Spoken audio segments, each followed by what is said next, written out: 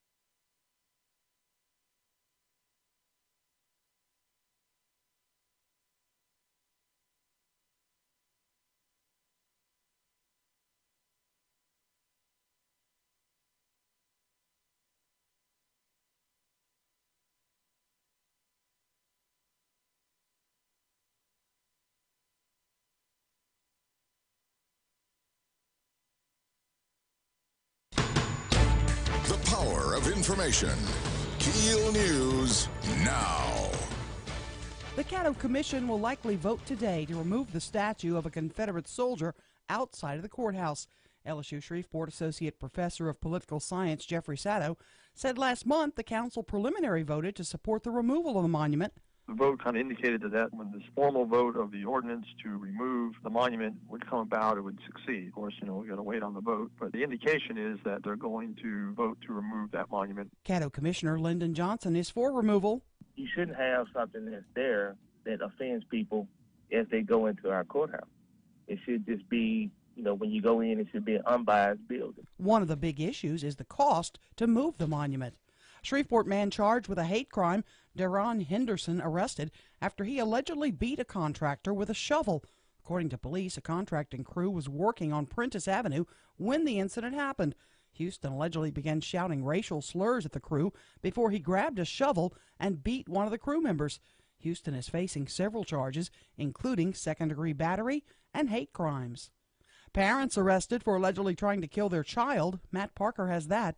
Police in Red River Parish have arrested Brooke and Jordan Blunt for allegedly trying to kill their 4-year-old child. According to police, Brooke took the youngster to the hospital for treatment of several severe injuries. Hospital staff alerted police to suspected abuse. After an investigation, officers arrested Brooke for attempted second-degree murder, cruelty to a juvenile, and domestic battery. The child's father, Jordan, was arrested a short time later on cruelty to a juvenile and domestic battery charges. From 1017 FM and 710 KEEL, I'm Matt Parker. In just a couple of weeks, hundreds of inmates will be released in our state as a result of criminal justice reform.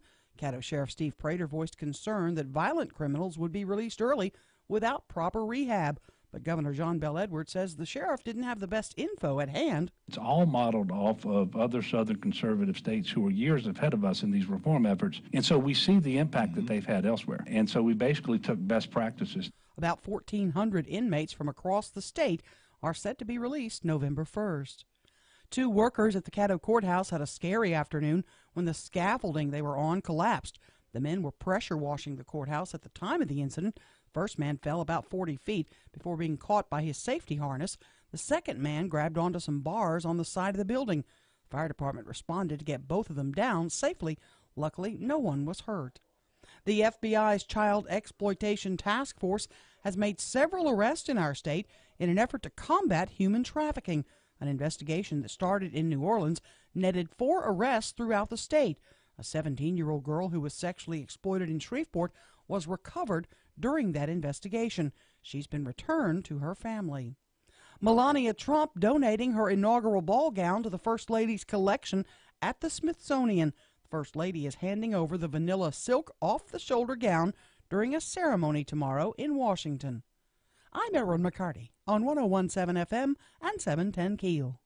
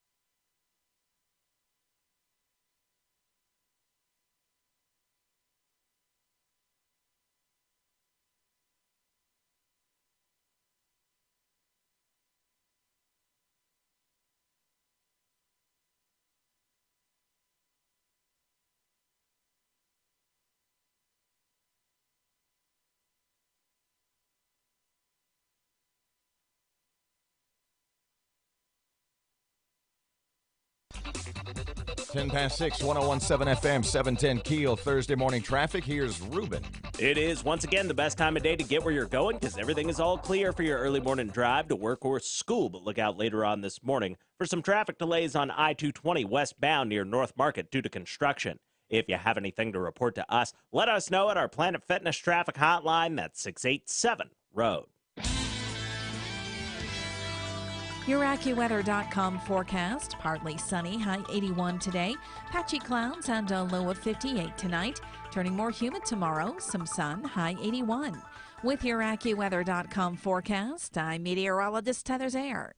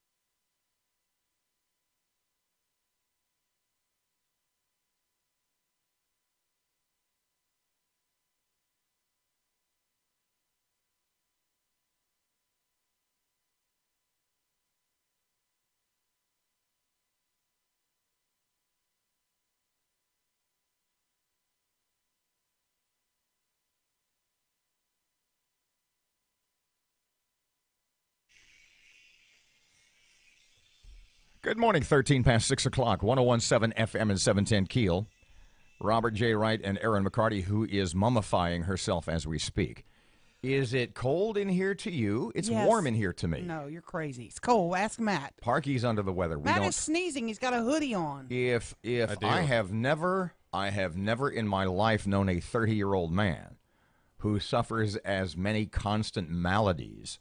He's like He does not. He's like a little old lady over there. He hasn't called in one day sick since he's That's joined because, us. That's because he's brave, but he's constantly sick. Of you two, but that's a different story. Oh, he's better than I Yeah, thought. he's better. I have decided to call because I'm trying to be positive about this, put up a positive spin on the Cattle Commission's Confederate Monument vote today. Okay. And so I'm calling it. Maybe we can have a little get-together, a party, sell some T-shirts. Conmon 17. What do you think? Confederate Monument. Conmon. Conmon. I like that. We had Geeked Con. We had 15,000 people in 3 days. We could have Conmon 17. And that's the day we all go out there and move it? In reality, I was thinking about this last night. They're going to vote to move it. Just FYI. I'm giving you a heads up. And how do you know? I have some inside scoopage. Tell me. I'm not going to name names because you don't have to name names, but tell me this. Obviously, there are phone calls involved, and there are conversations. And I'm hearing what pushed them over. What pushed them over the edge was what's been going on in the NFL. And wait. Stop. That if there was somebody on the fence. Stop right there. Yeah. Okay, hold on. So there are members. Were you told this by actual members, or is this an Erin sort of let's just say it's an Erin intuition. It's an EI. So they literally, in your mind, I don't believe that. I reject that outright. What were you told? I'm not going to ask by whom. What were you told off the record, and can you give me any hints or at least inclinations as to the seat of authority from which your information comes? I can't really tell you anything about who's talking and who's saying what because I don't know. I don't know that it's accurate because I'm not hearing it directly from the commissioners. I'm hearing it from folks close to them saying that what's happened in the NFL has pushed them, if they were on the fence, really, to make the decision to move it. So what's happening, you speculate, or those around the committee, let me rephrase, and you tell me if I'm right or wrong. Those around the commission speculate that in your mind, when they vote later today to remove the Confederate monument, that a political movement that is grossly unpopular across America is the deciding factor. That could be it, yeah. That you're telling me that people who are close to the Cattle Commission, who you say are going to vote later today to remove the Confederate monument, are those who were, to use your lexicon, on the fence, are being persuaded by a movement that is costing the National Football League tens of millions, hundreds of millions of dollars, and is causing people to literally turn their backs on the league after years and years of fandom and loyalty. That's what it sounded like. They're hooking their wagon. They're attaching their star. They're not going to say that in the meeting today, no. But they're going to say that the Confederate monument is a divisive instrument in the public's eye. Somebody asked me. And that's where they're sitting. Somebody asked me last night about this. And, yesterday we talked about not only the Confederate monument, because that was sort of a secondary topic yesterday, but we sort of talked about, we did talk about the NFL and the protests and a solution to that problem that they wish would go away, despite what the people close to the Cattle Commission think. And then we talked about the homeless people downtown on the courthouse. And we talked about you need a goal. What's the goal? Right. The old Herm Edwards line, a goal without a plan is just a wish. do they really have a goal for this? To solve the homeless problem, what's the goal? To solve on a grander scale the problem with the protests in the NFL. What's the goal? What is your end game? Somebody asked me last night, and I couldn't answer. And I didn't remember because it's so muddled through time and arguments and discussions and rumors and news stories from other parts of the country. How did this all start here? Who first stood up and said that Confederate monument who was the very first person who said? I don't know. That's a good question. And who hopped on their back and hopped on their back and hopped on their back? I'm not sure. I know the commission set up a committee, Citizens Advisory Committee. They worked on it for about 9 months. So who was it that went to the committee? Or was it? I don't know. Or were the commissioners motivated themselves to be ahead of this political curve, which, with respect to the commissioners, I don't think that was it. In fact, when we talk about a goal without a plan is just a goal. I think if they could all just kind of snap their fingers or close their eyes and clap their hands or push a button, none of this would have ever happened. Don't know. Just like you don't think if let's go macro now. If Roger Goodell could close his eyes and clap his hands 3 times and get his wish, don't you think he'd wish none of this had ever happened? Of course. Then what does that say about his overall belief in what the players are doing? He wishes they'd stop. And if he thinks it's to the detriment of the league, then how much can he really believe in what they say are the problems with society? I don't know. It's an interesting subject. The Shreveport Security Systems text line is 318-392-1884.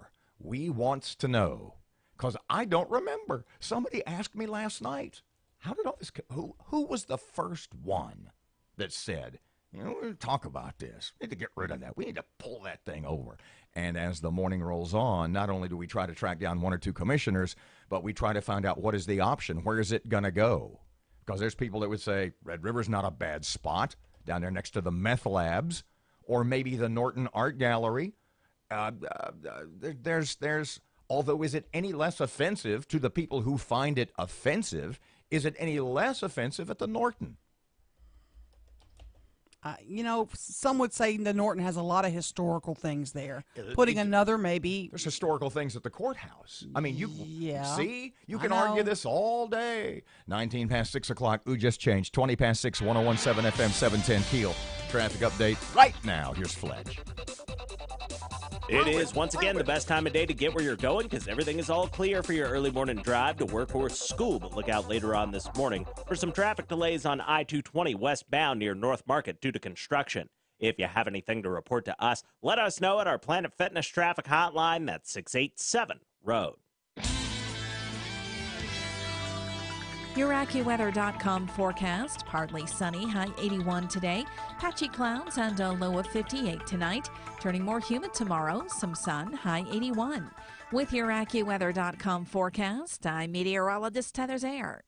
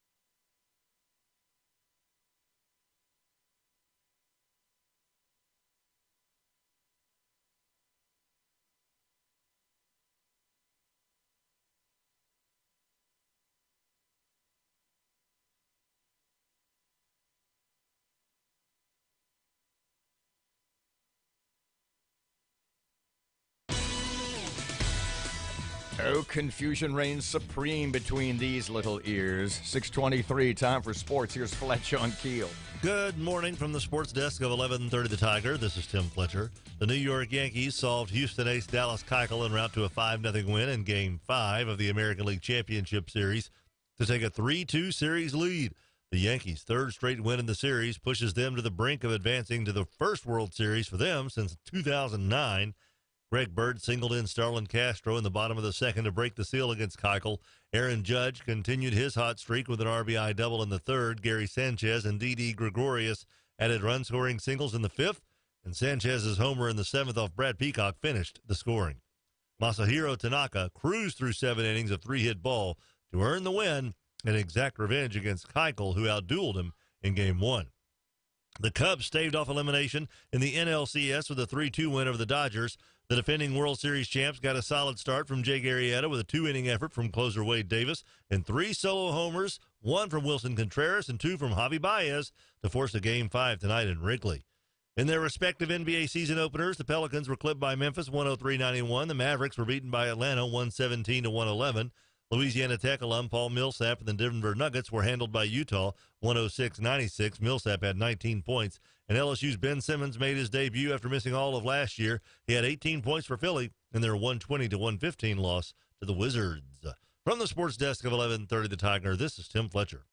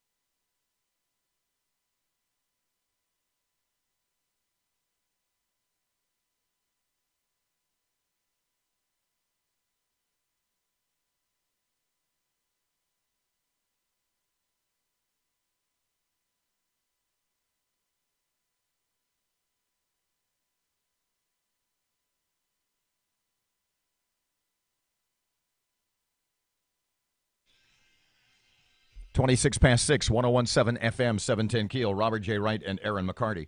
So neither of you watched the Spielberg documentary on HBO last night. No, I was doing my meditation. And I was watching baseball.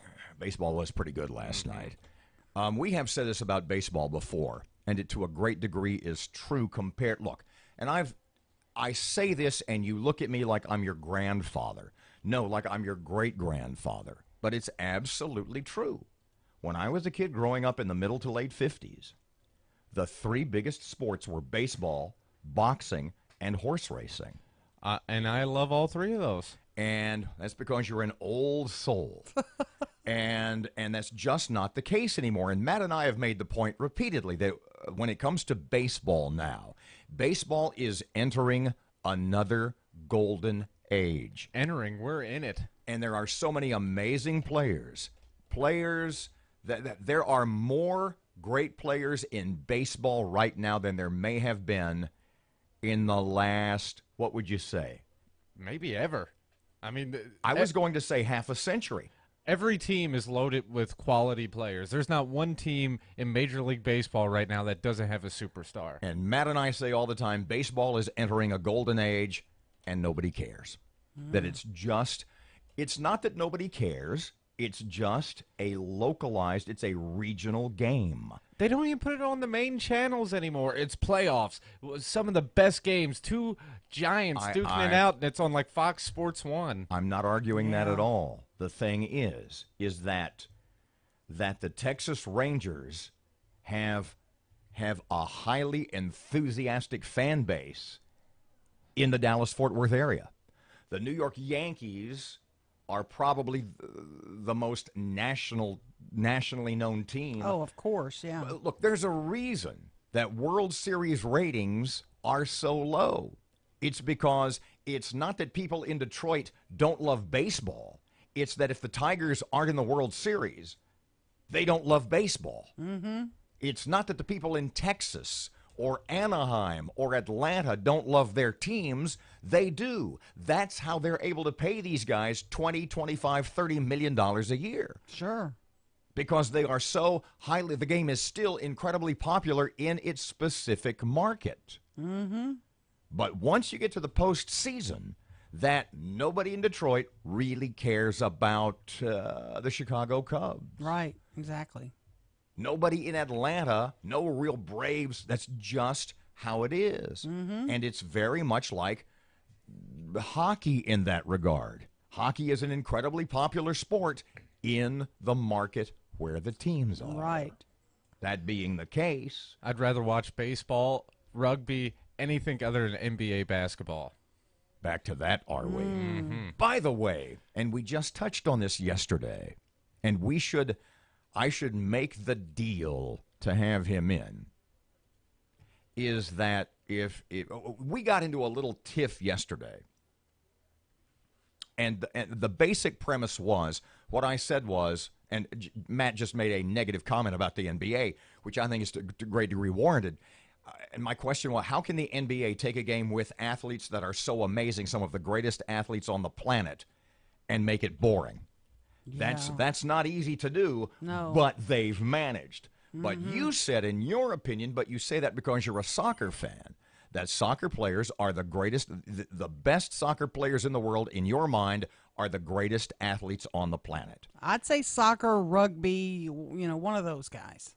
I can make the case for the NBA. But the point I was going to make originally was, we need to have Mudbug's general manager, Scott Musket, in here. And he can do 10 minutes on why hockey players are the greatest athletes on the planet, why hockey players at the National Hockey League, the elite of the elite level, are the greatest athletes anywhere. And when he's done, I'll be buying it. you're ready to go buy a season ticket for the Dallas Stars. Wow. 629, 1017 FM, 710 Keel traffic update coming up right now. Aaron's local news in a second or two. In the meantime, here's Ruben. Looks like I-20 westbound's got it clear all the way to Dallas right now, but look out later on this morning for some traffic delays on I-49 northbound near Kings Highway. If you have anything to report to us, please let us know at our Planet Fitness traffic hotline. That's 687 Road. Your AccuWeather.com forecast. Partly sunny, high 81 today. Partly cloudy tonight, low 58. More humid with clouds and sun, high 81 tomorrow. With your AccuWeather.com forecast, I'm meteorologist Heather Zaire.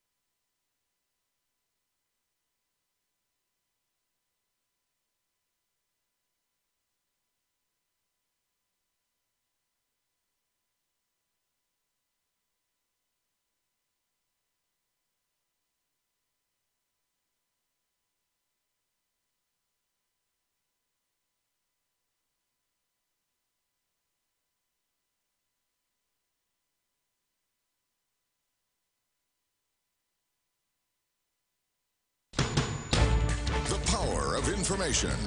KEEL News now. In just a few weeks, hundreds of inmates will be released in Louisiana as a result of a criminal justice reform package signed into law by Governor John Bel Edwards.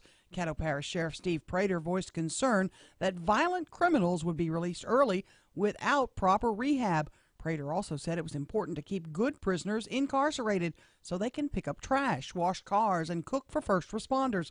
The governor says these are the individuals Louisiana wants to release early because they've proven themselves trustworthy and didn't commit a violent offense. Those are the ones that all states are targeting for criminal justice reform measures, and it's a real-world concern, but it's not one that should control the policy debate. 1,400 inmates are being released November 1st. The Caddo Commission will likely vote today to remove the statue of a Confederate soldier outside of the parish courthouse.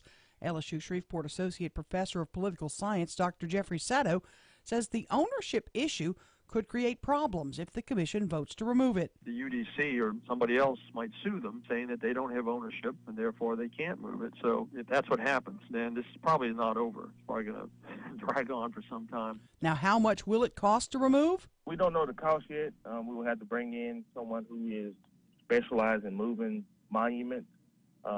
We can basically call New Orleans, really, to find out who they use and use those guys. That's Caddo Commissioner Lyndon Johnson. Parents arrested for allegedly trying to kill their child. Police in Red River Parish have arrested Brooke and Jordan Blunt for allegedly trying to kill their 4-year-old. According to police, Brooke took the youngster to the hospital for the treatment of several severe injuries. Hospital staff alerted police to suspected abuse. After an investigation, officers arrested Brooke for attempted second-degree murder, cruelty to a juvenile, and domestic battery. The child's father, Jordan, was arrested a short time later on cruelty to a juvenile and domestic battery. A local man is charged with a hate crime. Matt Parker has that. Darion Houston has been arrested after he allegedly beat a contractor with a shovel. According to police, a contracting crew was working in the 5300 block of Prentice Avenue when the incident occurred. Houston allegedly began shouting racial slurs at the crew before he grabbed a shovel and beat one of the crew members. Houston is facing several charges, including second-degree battery and hate crimes. From 101.7 FM and 710 KEEL, I'm Matt Parker. 2 workers at the Caddo Courthouse had a scary afternoon when the scaffolding they were on collapsed. They were pressure washing the courthouse at the time. Both of them are going to be okay. The FBI's Child Exploitation Task Force makes several arrests in our state in an effort to combat human trafficking. The investigation kicked off in New Orleans. It's netted 4 arrests so far. A 17-year-old girl who was sexually exploited in Shreveport was recovered during that investigation. She's been returned to her family and provided victims assistance. More than a half-dozen people whose relatives died in military service since Donald Trump became president say they never got a call from him. The AP contacted relatives of 21 of the 43 people who died in military service since Mr. Trump took office, after he said this week that he called virtually everybody. 9 families say the president did reach them by phone or mail. Country music stars joined together last night to honor the victims of recent tragedies during the annual CMT Awards. Jason Aldean was joined on stage by fellow artists Chris Stapleton, Florida Georgia Line, Luke Bryan, and Keith Urban for a speech explaining that the night was being dedicated to music fans. We have proven time and again in this country that we have the power to overcome anything that threatens our way of life or our freedom. We dedicate this night to you and to everyone who's experienced loss or tragedy in the past few months. Aldean was on stage at the time of the shooting at the Route 91 Harvest Festival in Las Vegas when Stephen Paddock opened fire into the crowd, killing 58 and wounding hundreds more. One of the universities that gave an honor to Harvey Weinstein is taking it back. Harvard University has rescinded the W.E.B. Du Bois Medal it gave to the now disgraced movie mogul back in 2014. The school says it's because of the allegations of sexual abuse against Weinstein. I'm Erin McCarty on 101.7 FM and 710 KEEL. Your AccuWeather.com forecast. Partly sunny, high 81 today. Patchy clouds and a low of 58 tonight. Turning more humid tomorrow. Some sun, high 81. With your AccuWeather.com forecast, I'm meteorologist Heather Zayer.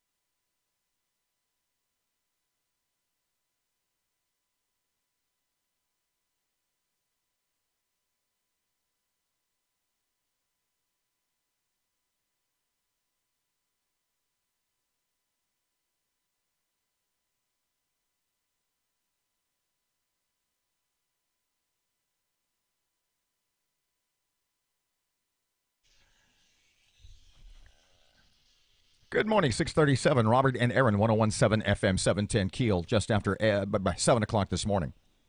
Congressman Mike Johnson.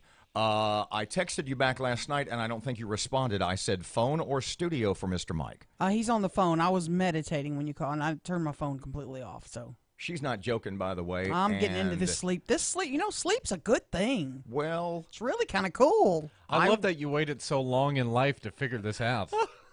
A serious question, as you are undergoing a number of life changes. Yeah. And I am not saying this to you tongue-in-cheek or with any degree of sarcasm. Mm-hmm.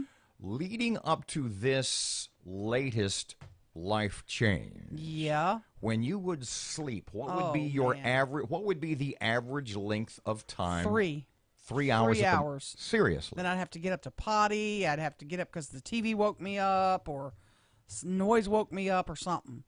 But when I do sleep, it's solid. I mean, it's hard sleep. It's now, drool on the pillow sleep. I beg your pardon? It's drool on the pillow sleep. Well, you're drooling on the desk 2 mornings a week.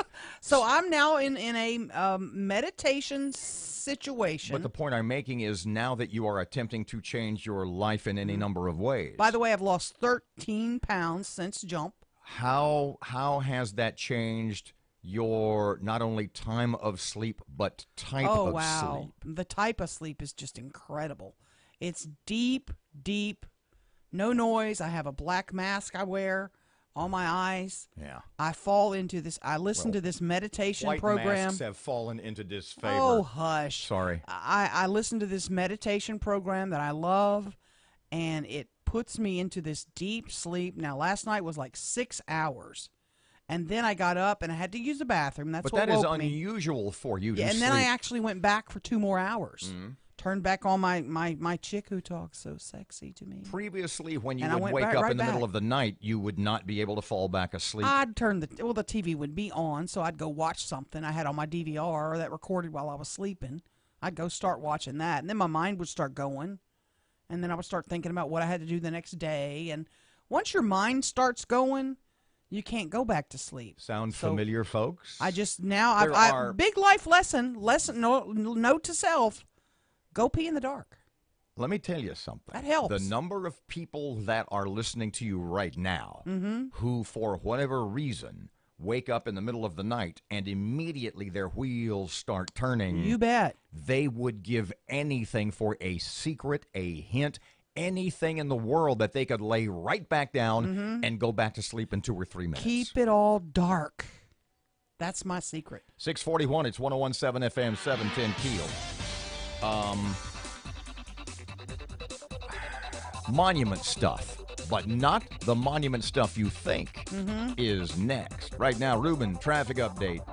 It is, once again, the best time of day to get where you're going because everything is all clear for your early morning drive to work or school. But look out later on this morning for some traffic delays on I-220 westbound near North Market due to construction.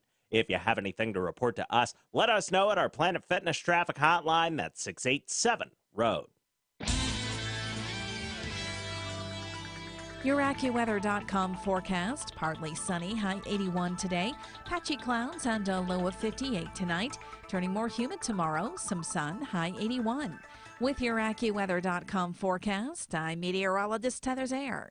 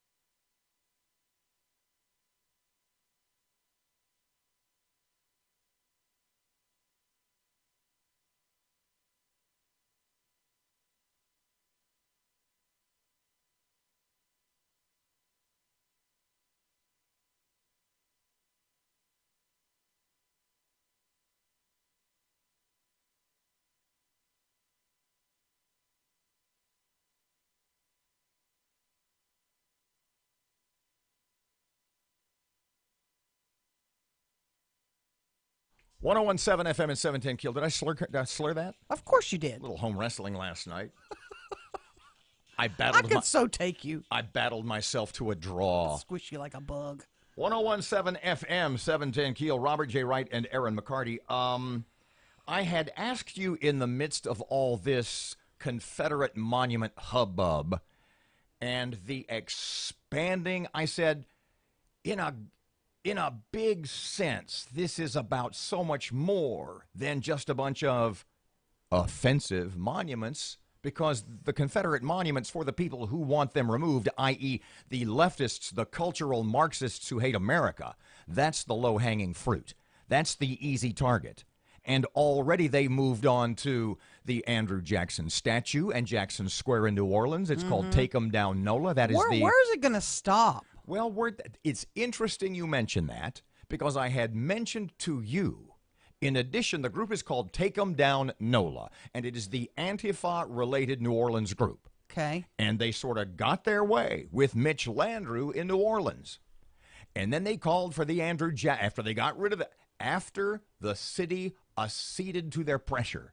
And Mitch Landrieu caved, and the monuments came down, and suddenly they're saying, well, we want the name of Jackson Square changed. We want that World War I monument removed. And I said to you, as the daughter of a man who got the Bronze Star for valor, for bravery,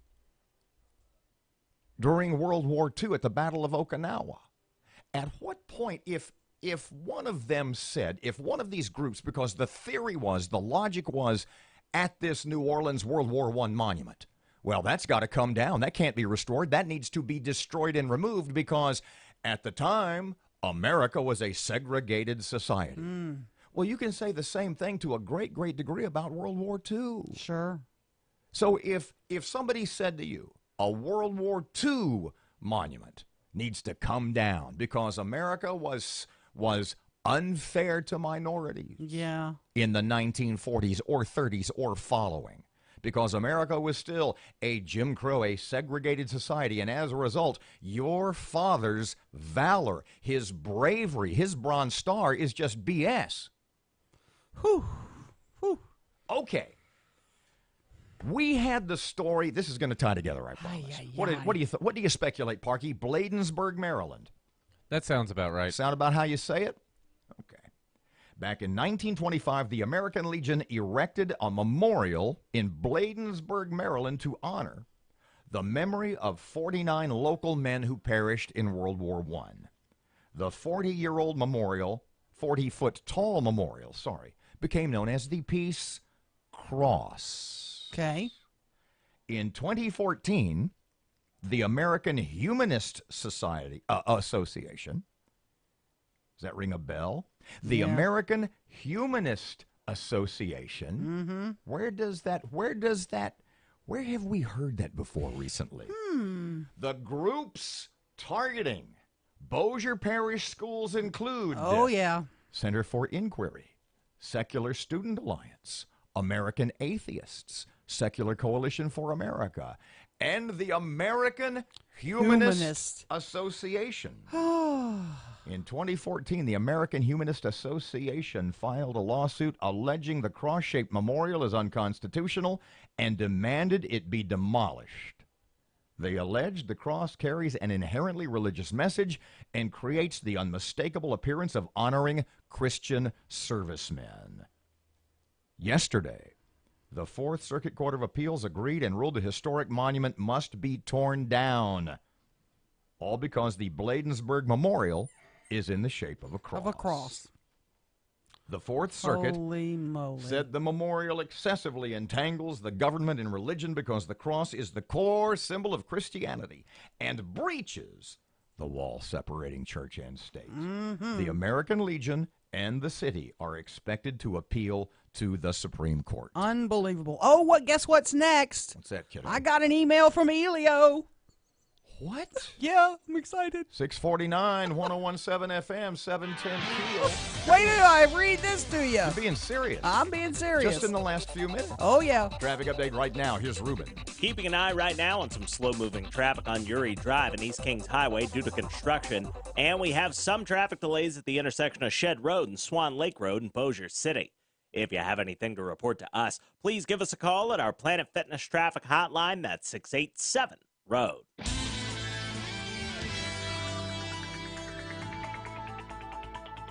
Your AccuWeather.com forecast. Partly sunny, high 81 today. Partly cloudy tonight, low 58. More humid with clouds and sun, high 81 tomorrow. With your AccuWeather.com forecast, I'm meteorologist Heather Zaire.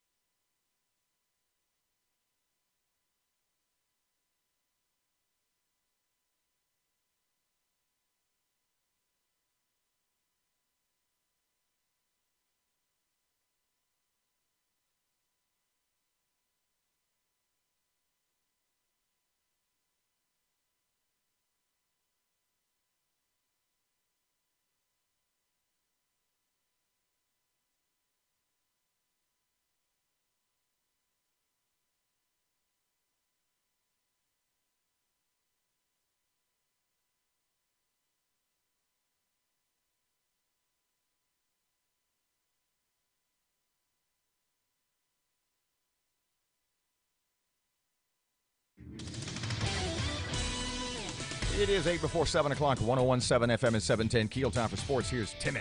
Good morning from the sports desk of 1130 The Tiger. This is Tim Fletcher. The New York Yankees solved Houston ace Dallas Keuchel en route to a 5-0 win in Game 5 of the American League Championship Series to take a 3-2 series lead. The Yankees' third straight win in the series pushes them to the brink of advancing to the first World Series for them since 2009. Greg Bird singled in Starlin Castro in the bottom of the second to break the seal against Keuchel. Aaron Judge continued his hot streak with an RBI double in the third. Gary Sanchez and Didi Gregorius added run-scoring singles in the fifth, and Sanchez's homer in the seventh off Brad Peacock finished the scoring. Masahiro Tanaka cruised through 7 innings of three-hit ball to earn the win and exact revenge against Keuchel, who outdueled him in Game 1. The Cubs staved off elimination in the NLCS with a 3-2 win over the Dodgers.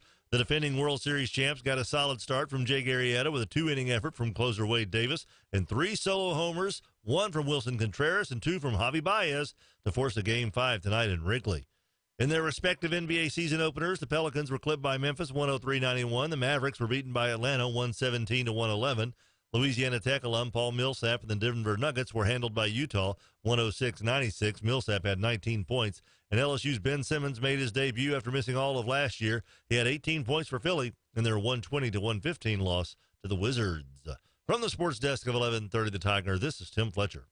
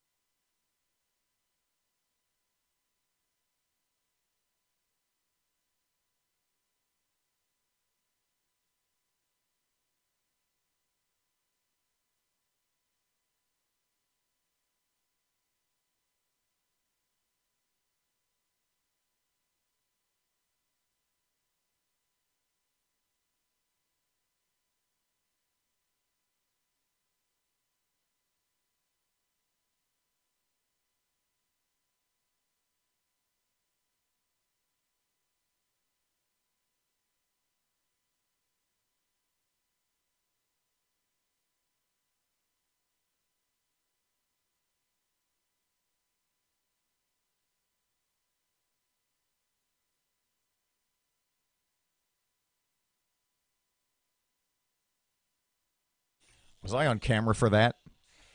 Ooh, oh, man, boy. I'm sorry. Hope there's no lip readers out there. 6:55, it's 101.7 FM and 710 Keel. Robert and Erin, so you just got this email. We'll cover this in more detail after 7 o'clock. Yeah. But you literally, who is the sender of this email? It's Elio Motors Marketing. I don't know who. There's not a name They have a on marketing department? They have a marketing They have a department. building? Yeah, I guess so. Only building they got. They're going to be setting up a unique buying process for your cars, where you'll go into what they're calling it will be like an Apple store rather than a car dealership. Well, they've been were they fined by the state or mandated by they said you got to have dealership. Mm-hmm. They're going to set up retail locations in the top 60 U.S. markets. Yeah. And you'll be able to go in and tell them what you want on your car and then pick it up the next day. Except for one thing. Yeah, there's a little problem. They don't have any cars to sell. That. We'll get to that after 7 o'clock. 6:56, here's Rush on Keel. Well, folks, I guess it was only a matter of time. I guess it was inevitable. 37-year-old Erica Anderson, recently a bride. Her New York City wedding was picture perfect. She wore a beautiful white dress. She walked down the aisle with a bouquet of flowers with the Brooklyn Bridge and the New York City skyline behind her. And it was time for Erica to take the big step, which she did willingly. She took her wedding vows with herself. That's right, my friends. She married herself. Sologamy is what it's called, sologamy. Ms. Anderson's part of a new and growing trend called sologamy. Happy Bride later discussed her big day and what it meant to her. I would describe it as women saying yes to themselves, she said. It means that we are enough, even if we are not partnered with someone else. Is it Ms. or Mrs. Anderson? I don't know. Whatever. She revealed that she had gotten tired of friends and family asking when she was going to get married. So in front of them, she tied the knot to herself, by herself, with herself. Now, before you brush this off as pathetic or the ultimate expression of narcissism, here's the thing. Mrs. Anderson is not alone, in a manner speaking. Businesses have sprung up eager to help sologamists create their perfect wedding day. Some companies sell wedding kits. Others provide typical services like photography. The trend is not going away. As for Mrs. Anderson, I hope she had a heck of a honeymoon.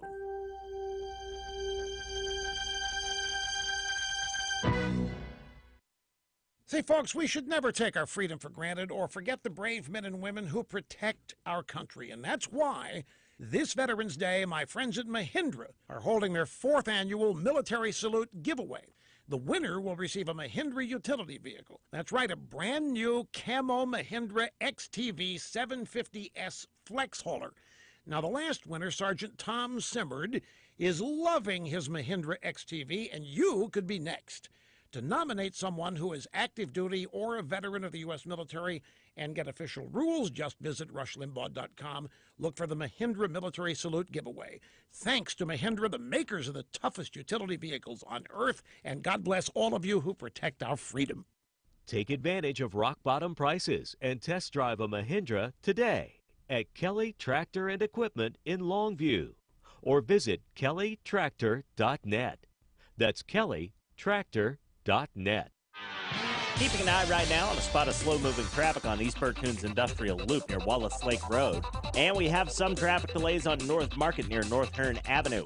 If you know something we don't, accidents, hazards, or closures, give us a call at our Planet Fitness Traffic Hotline, 687-ROAD. Lots of sunshine today, the high temp about 79 degrees right now. It is 53. Breaking news and trending talk. This is 101.7 FM and 710 Keel. KEEL, Shreveport.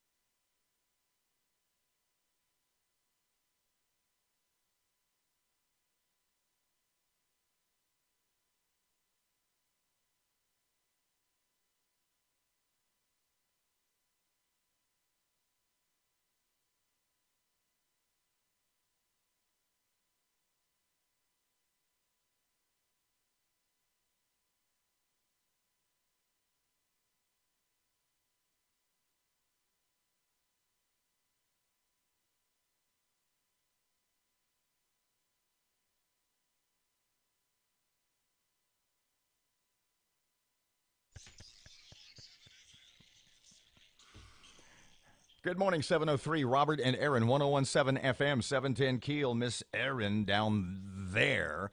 She's got local news, and it's up next. The Caddo Commission could take a big vote today on the Confederate monument. We'll have that. Some scary moments at the Caddo Courthouse with a couple of workers. We'll have that as well. And a local man is facing hate crime charges. Still like my name for this monument, Confederate monument controversy, Con 17. I think we need T-shirts. Congressman Mike Johnson in less than 10 or 12 minutes. And, more stuff with the NFL. Oh, and Elio Motors, too. They've got a plan. Plus Fletcher in sports and traffic and weather. And it's all this hour, and it's here on Keel.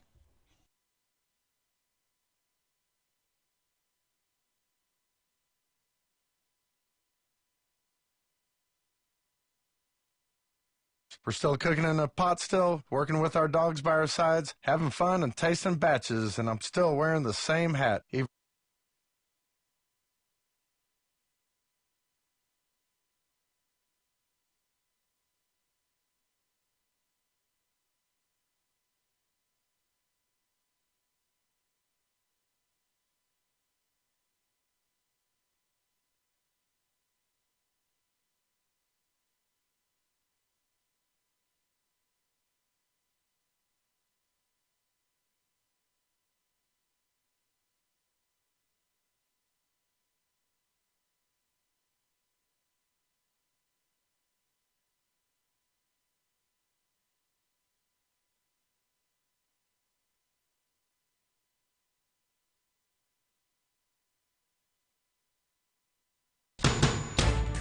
The Keel Morning Report, now on 1017 FM and 710 Keel.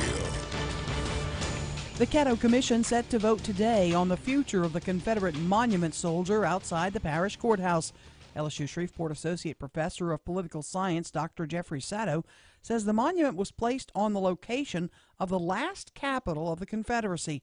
He says the statue received the designation to be on the National Register of Historic Places in 2014, but that likely won't affect the vote if the monument can be removed or not. Just because something is designated that doesn't prohibit a local government from doing something to it. It's certainly something that might discourage its movement. It is a historically recognized object, so, not just the object itself, but where it's situated. We asked Commissioner Lyndon Johnson how the vote will go. I guess you got to tune in to find out, because you never know on some of them. One big question is the cost to remove the monument. Parents arrested for allegedly trying to kill their child. Police in Red River Parish have arrested Brooke and Jordan Blunt for allegedly trying to kill their 4-year-old. According to officers, Brooke took the youngster to the hospital for treatment of several severe injuries. Hospital staff called police as a report of suspected abuse. After the investigation, Brooke was arrested for attempted second-degree murder, cruelty to a juvenile, and domestic battery. The child's father, Jordan, was arrested a short time later on cruelty to a juvenile and domestic battery. Scary situation at the Caddo Courthouse. Matt Parker has that. 2 workers at the Caddo Courthouse had a scary afternoon when the scaffolding they were on collapsed. The men were pressure washing the courthouse at the time of the incident. The first man fell roughly 40 feet before being caught by his safety harness. The second man grabbed onto some bars on the side of the building. The Shreveport Fire Department responded to get both men down safely. Luckily, no one was injured during the incident, and both were able to return to work later in the day. From 1017 FM and 710 Keel, I'm Matt Parker. Shreveport man charged with a hate crime, Darion Houston, arrested after he allegedly beat a contractor with a shovel. According to officers, a contracting crew was working on Prentice Avenue when the incident happened. Houston allegedly started shouting racial slurs at the crew before he grabbed a shovel and beat one of the crew members. Houston faces several charges, including second-degree battery and hate crimes. In just a few weeks, hundreds of inmates will be released in our state as a result of criminal justice reforms. The goal of the package to reduce our state's incarceration rate to lower inmate costs and use the savings to fund more rehab programs. Governor Edwards says the majority of inmates will only be released about 2 months early. He says the reform efforts will help do more than just reduce our prison population. It's also about reducing recidivism, improving public safety, and reinvesting our money to make sure that we're going to be successful, the money that we're going to save. Caddo Sheriff Steve Prater has voiced concern that violent criminals will be released early without proper rehabilitation. Is someone telling you that you should do something the same as telling you you must? Well, most would agree it is not, and that's what's happening with the NFL. The league has decided to leave alone the policy that players should stand for the national anthem before games. I'm Erin McCarty on 101.7 FM and 710 KEEL.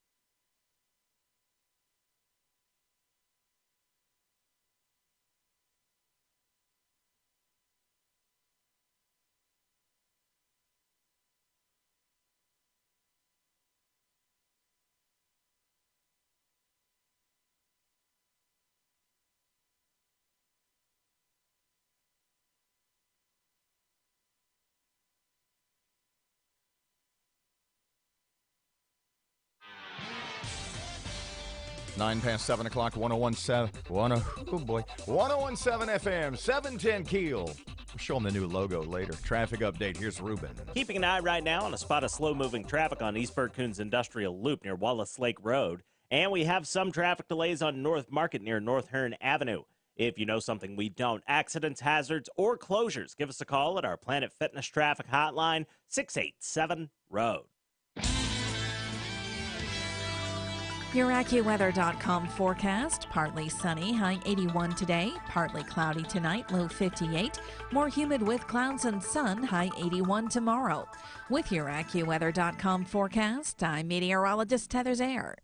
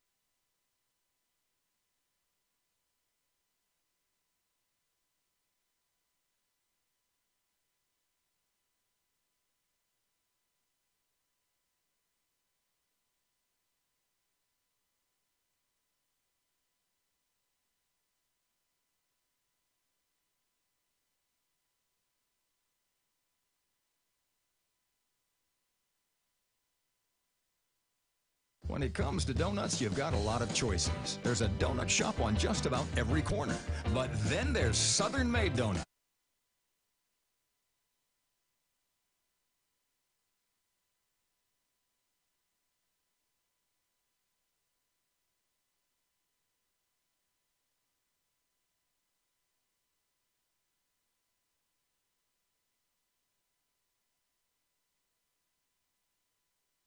Cover up. No, this is a recording for the website.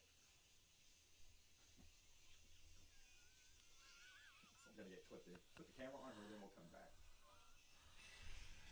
Good morning. It's 12 past 7 o'clock. Robert J. Wright, Erin McCarty, 101.7 FM and 710 KEEL. Don't forget to download the KEEL app. It's free and is presented by Office Furniture Source. Congressman Mike Johnson is standing by. Good morning, Mr. Mike. How are you today?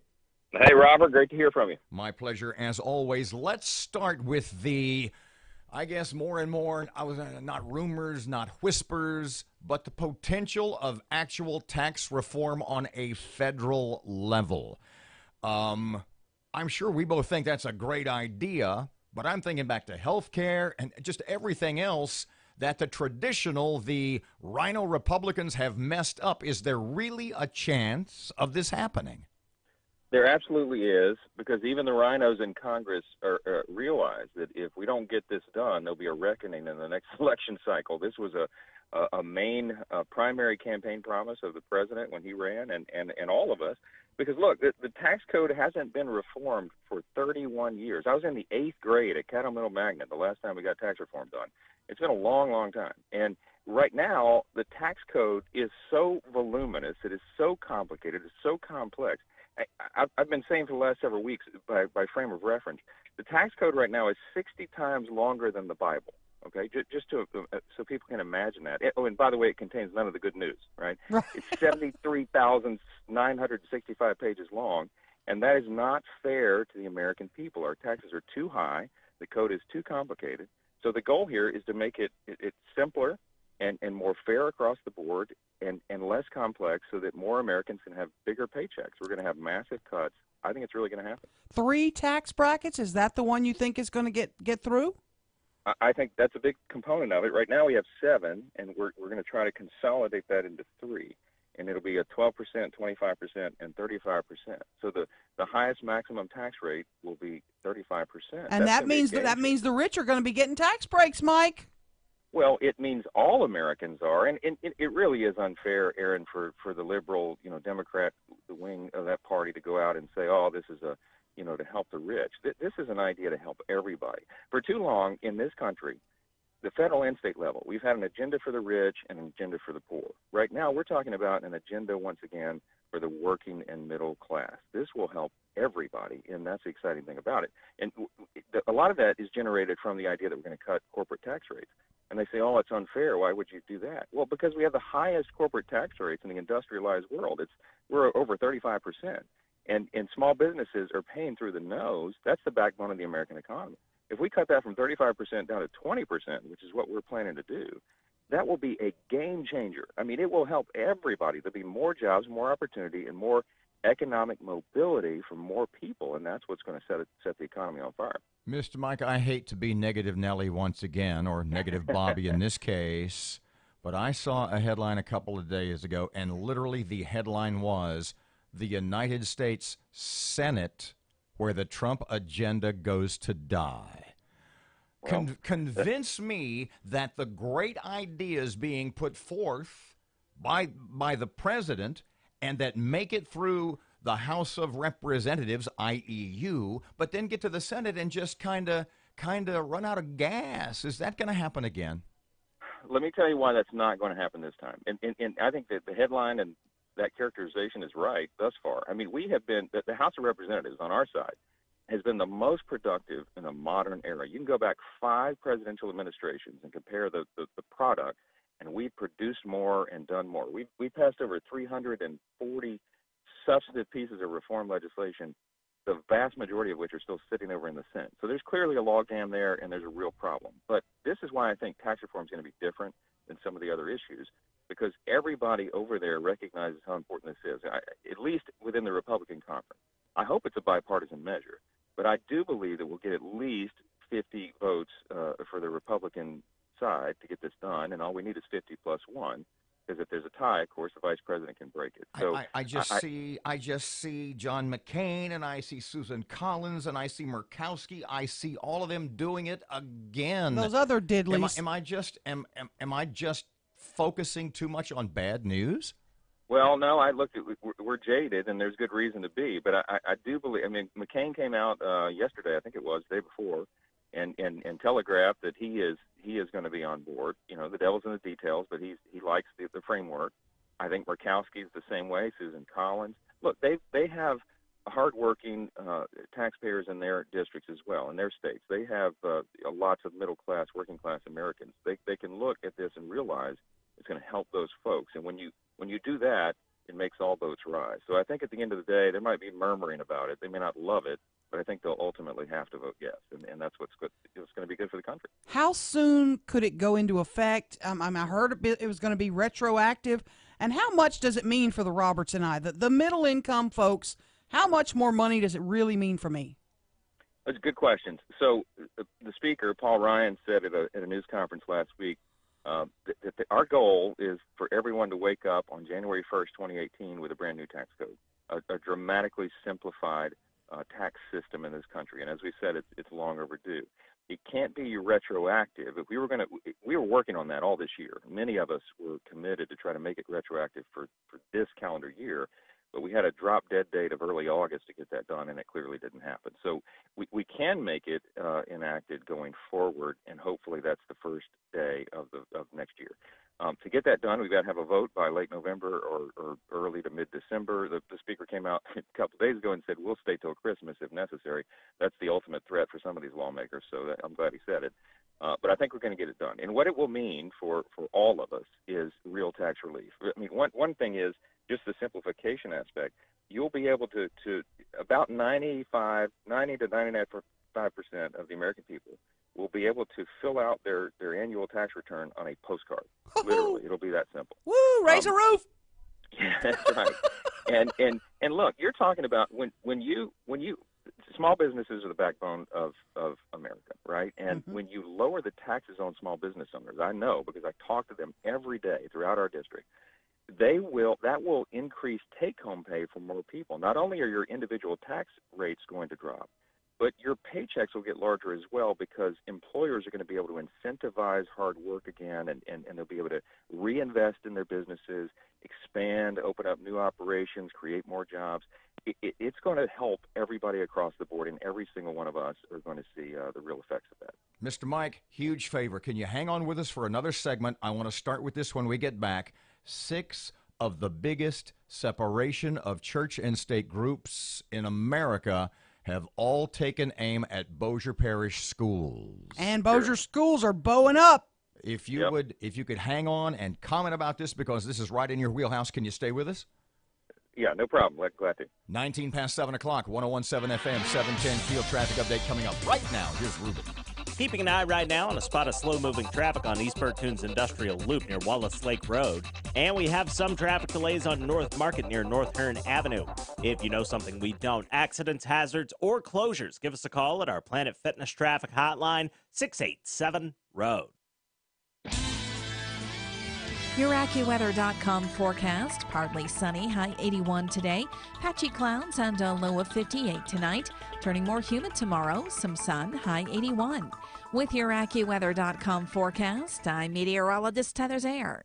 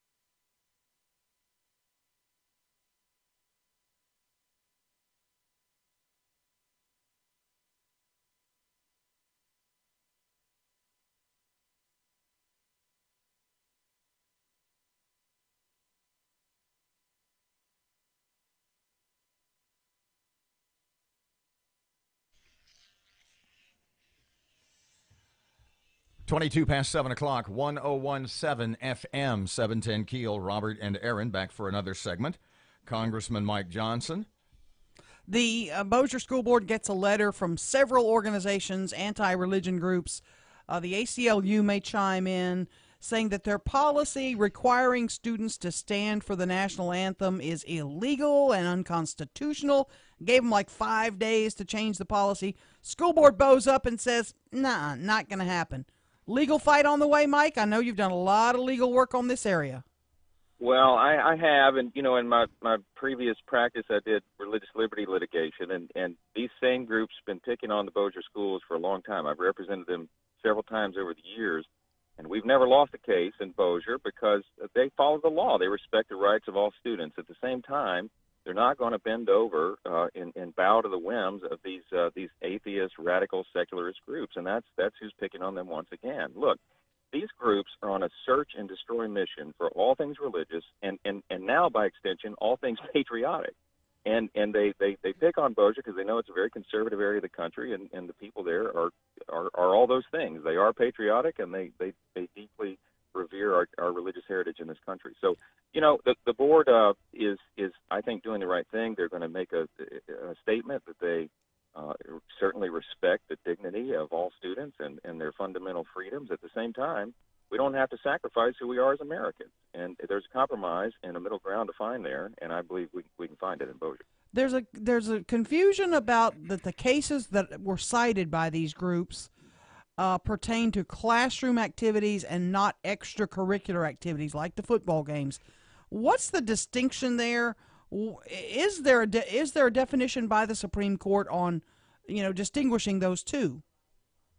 It depends on who you ask, right? There's no case directly on point with regard to the distinction between an extracurricular after-school activity, for example, and classroom activity. And the real motivation, I think, in Bossier is that they want to. There are certain standards that you have to meet to participate in extracurricular activities, and they've never implied or said that they're going to force any student to, you know, say the Pledge of Allegiance or sing the national anthem, but that there ought to be a certain level of dignity and decorum about student activities and student events. And some of this is really is gray area and untested questions in the courts. And I think Bossier is willing to take that stand, pun intended, and test it if that's what it comes to. Looking at the list of groups that have targeted Bossier Parish, the Center for Inquiry, I mean, it's the usual suspects: American Humanist Association, Freedom from Religion Foundation. Last week we had the ACLU of Louisiana folks on, and it isn't part of, I'll say, problem. And the strength that these groups have gained is that so many school districts, etc., have rolled over in the face of their threats. And, Robert, go ahead, I'm sorry. That's exactly right. Yeah, no, that's exactly the problem. That's the reason we've lost so many of our fundamental freedoms over the years. We lost so many without even having a battle. We just conceded the ground, and that's a great tragedy. And so what we did in my religious liberty defense work over the last 19 years, is we would run in when they got a demand letter, a school district or a city council somewhere, a county board of supervisors. They'd get these radical demands from these groups, and they just fold the tents and give in, and that's a tragedy. So every time we would go and draw the line, we used to defend all these places for free. I did pro bono legal work just to allow them the opportunity to fight. And we won over 90% of the cases. We won. The idea is the truth can still prevail, but we have to have the strength and the courage to take a stand and defend it. And that's what Bossier's done well. The last time there was a dust-up was about a year and a half ago, I think. Everybody may remember when Airline High School was threatened because they had a prayer request box that some student group put in the hallway, and they had an FCA club, Fellowship of Christian Athletes. And the ACLU bowed up and made all these threats and intimidations, and they picked on the wrong Marines in Bossier Parish or the wrong airmen, I might say, Barksdale, because we had a rally out there in the parking lot. 4,000 people showed up, and I fired back a letter to the ACLU, and they went away. Yeah. Because they realized they were not on solid legal ground, and we would fight. And that's what it takes sometimes. Legal nuts and bolts on this. What has to happen now? Will the ACLU have to go out and find a plaintiff? Can they sue on the behalf of these anti-religious groups? Give me kind of a heads up on what we can expect now. The mechanics of it is exactly right. They have to have a standing, as we say in the courts, in order to bring a lawsuit. They have to have a plaintiff, someone locally who's actually harmed or offended, supposedly, by these ideas or policies. And that would be the trigger to get them in the court. You know, they've not been very successful recruiting plaintiffs around here because most people around here live by common sense and they understand that this is who we are as Americans, and it's not something that needs to be challenged and changed. And just because someone claims to be offended, the Constitution does not give us a right not to be offended. You know, we have to remind people of that all the time. The price of free speech is sometimes you have to be exposed to ideas and thoughts that you may not necessarily agree with, but that's part of the beauty of America. You know? Congressman Mike Johnson, I can't thank you enough for your time. Appreciate it so much, sir. Thank you all. Good to talk to you. You bet. 29 past 7 o'clock, 101.7 FM, 710 Keel. Traffic time. Just ahead of local news, here's Ruben. Keeping an eye on some slow-moving traffic on Common Street near Texas Street in downtown Shreveport. And we have some traffic delays on Hamilton Road near Barksdale Boulevard in Bossier City. If you have any accidents, hazards, or closures to report to us, please give us a call at our Planet Fitness Traffic Hotline, 687-ROAD. Your AccuWeather.com forecast. Partly sunny, high 81 today. Patchy clouds and a low of 58 tonight. Turning more humid tomorrow. Some sun, high 81. With your AccuWeather.com forecast, I'm meteorologist Heather Zaire.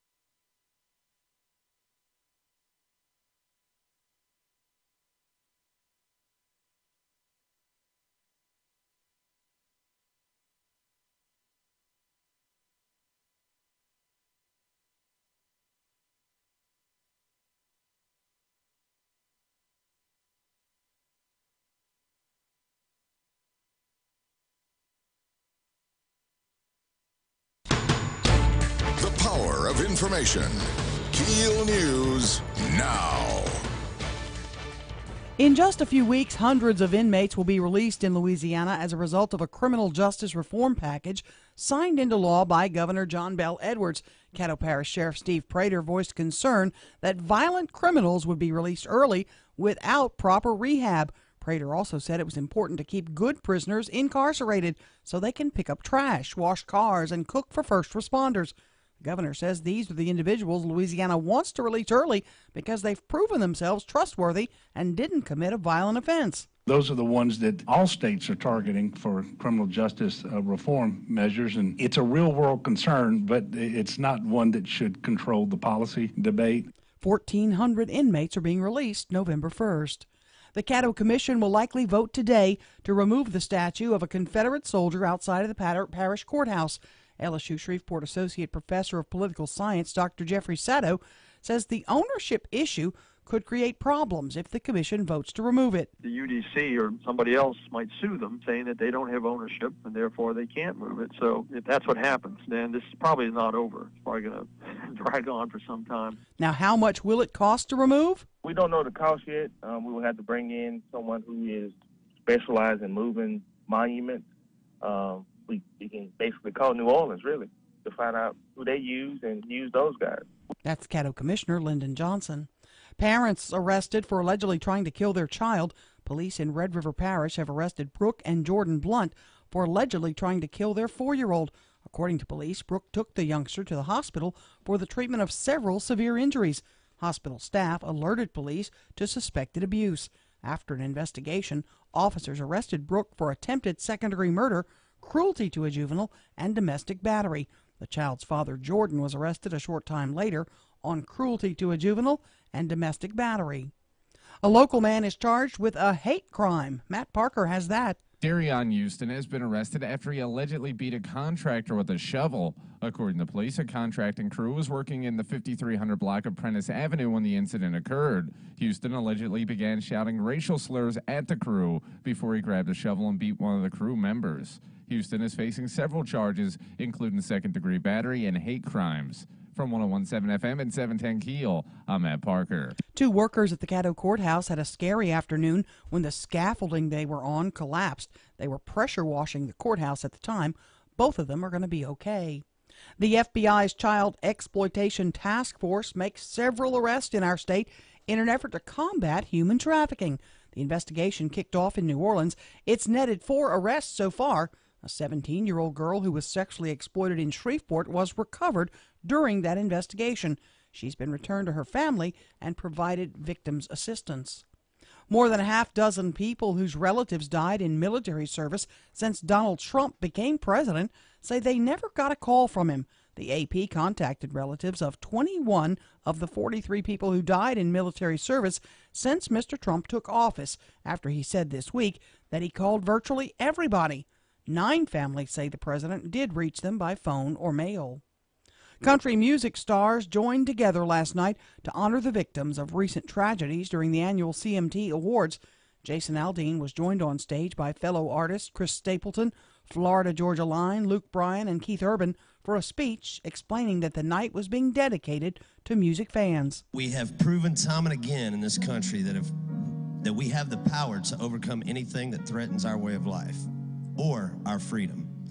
We dedicate this night to you and to everyone who's experienced loss or tragedy in the past few months. Aldean was on stage at the time of the shooting at the Route 91 Harvest Festival in Las Vegas when Stephen Paddock opened fire into the crowd, killing 58 and wounding hundreds more. One of the universities that gave an honor to Harvey Weinstein is taking it back. Harvard University has rescinded the W.E.B. Du Bois Medal it gave to the now disgraced movie mogul back in 2014. The school says it's because of the allegations of sexual abuse against Weinstein. I'm Erin McCarty on 101.7 FM and 710 KEEL. Your AccuWeather.com forecast: partly sunny, high 81 today, partly cloudy tonight, low 58, more humid with clouds and sun, high 81 tomorrow. With your AccuWeather.com forecast, I'm meteorologist Heather Zaire.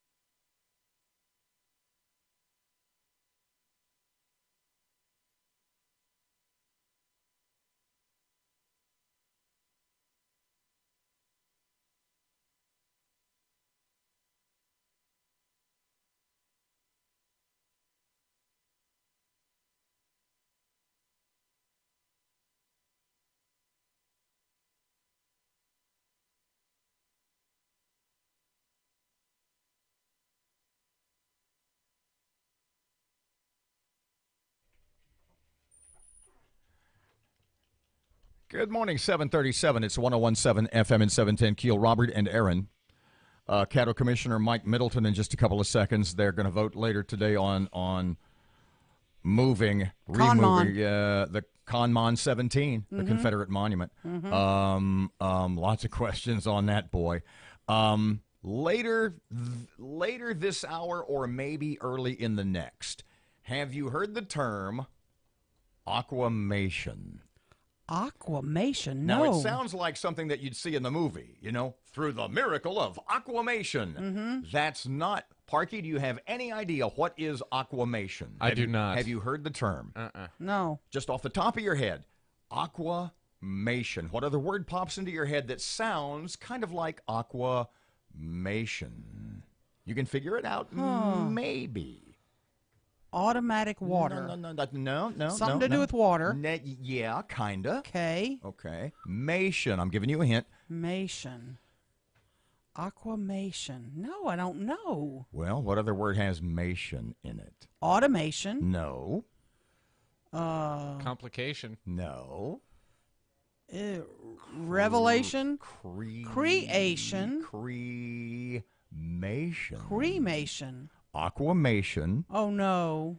Is a new and just passed in California that instead of if you choose to not be buried, and in fact in California these days they urge you to not. Oh, they don't want you buried, yeah. And because, bluntly put, because of space in a lot of cities, cemeteries are running out of space. You bet. And in California, because of environmental law, they are also now discouraging you from being cremated. Did you know in California that if you're cremated, you can't spread somebody's ashes around? I did not know that. Because it violates environmental standards, environmental regulations. But lock me up. Aquamation will reduce your loved one to a vial of liquid that you can keep in your home. Please don't tell me you can drink it. Or spread wherever you want. And it is totally harmless to the environment, so they say, and has just been approved in California. Oh, boy. Aquamation. We'll tell you more later. 739, 101.7 FM, 710 KEEL. Robert J. Wright, Erin McCarty, and let's see, Caddo Parish Commissioner Mike Middleton is next right now. Here's Ruben. Keeping an eye on some slow-moving traffic on Common Street near Texas Street in downtown Shreveport. And we have some traffic delays on Hamilton Road near Barksdale Boulevard in Bossier City. If you have any accidents, hazards, or closures to report to us, please give us a call at our Planet Fitness traffic hotline, 687-ROAD. Your AccuWeather.com forecast. Partly sunny, high 81 today. Patchy clouds and a low of 58 tonight. Turning more humid tomorrow. Some sun, high 81. With your AccuWeather.com forecast, I'm meteorologist Heather Zayer.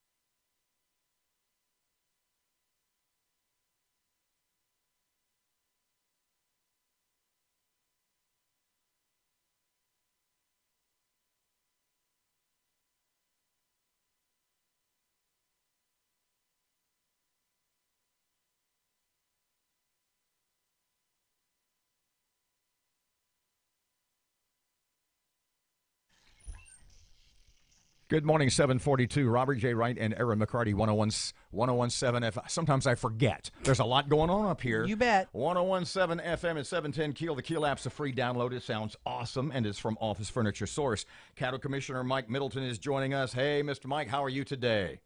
Good morning, 101.7 point. 101. However you say that. No, good job. We can't. If you don't get it right, we can't use it in promos. Oh, you do. You get it wrong every day. It doesn't matter. 101.7 FM, 710 KEEL, the KEEL app. Mr. Mike, you guys are voting later today to move. Well, you tell me, are we going to move the Confederate monument? What's the vote going to do? Do we have a spot in mind? Or are we just voting to move, or are we voting to move it to location X? Well, you know the answer to all the questions there, Robert. But let me just say on me that I'm going to vote to keep it right where it's at, and then I'm sure if it fails, if it goes the other way, then that's going to trigger the court suits, and it's going to be a couple years down the road for anything that happens, is my guess. So you think that if the Caddo Commission later today votes to move, and well, let's get to my first question first.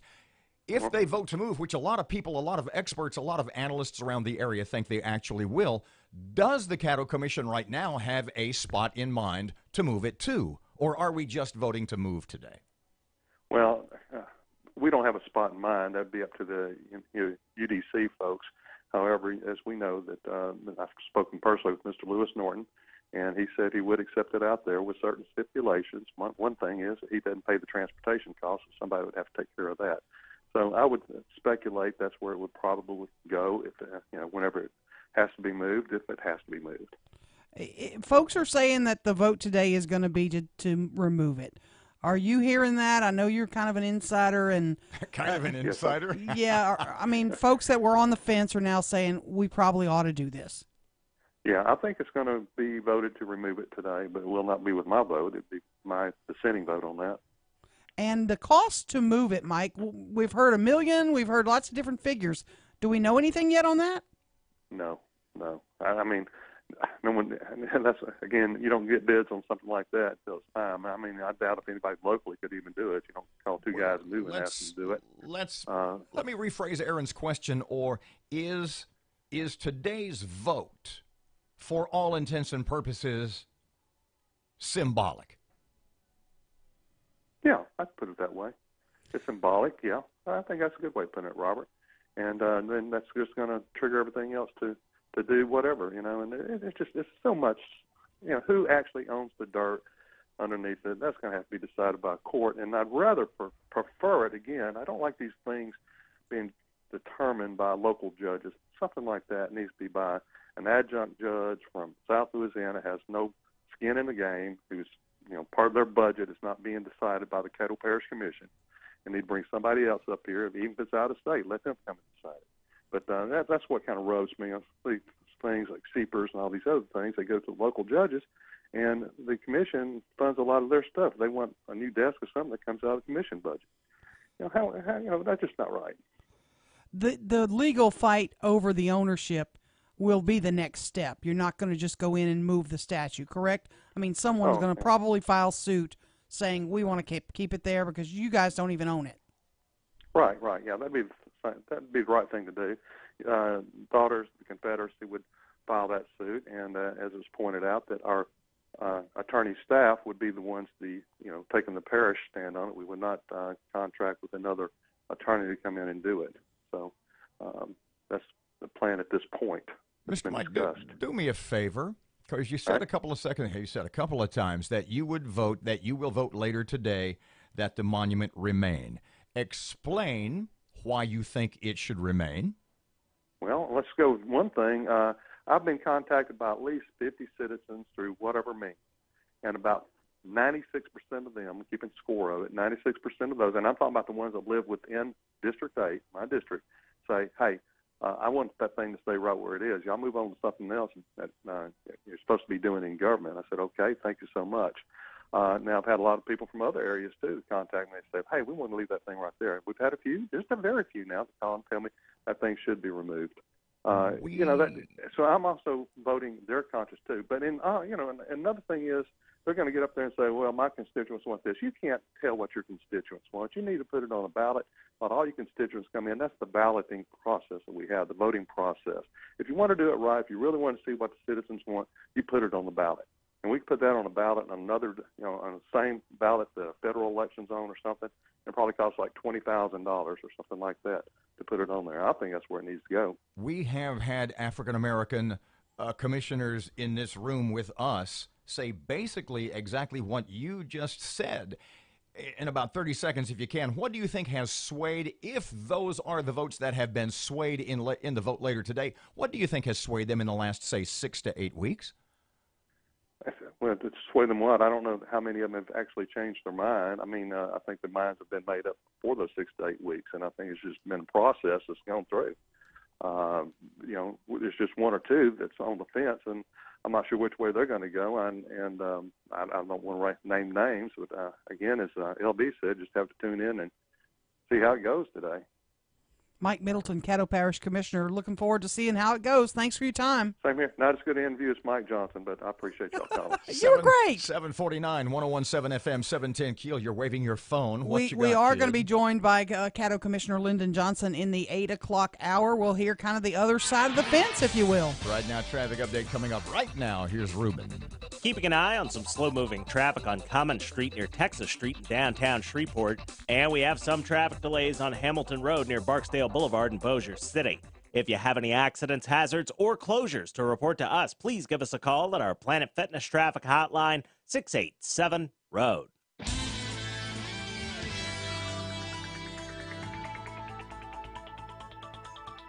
Your AccuWeather.com forecast, partly sunny, high 81 today, partly cloudy tonight, low 58, more humid with clouds and sun, high 81 tomorrow.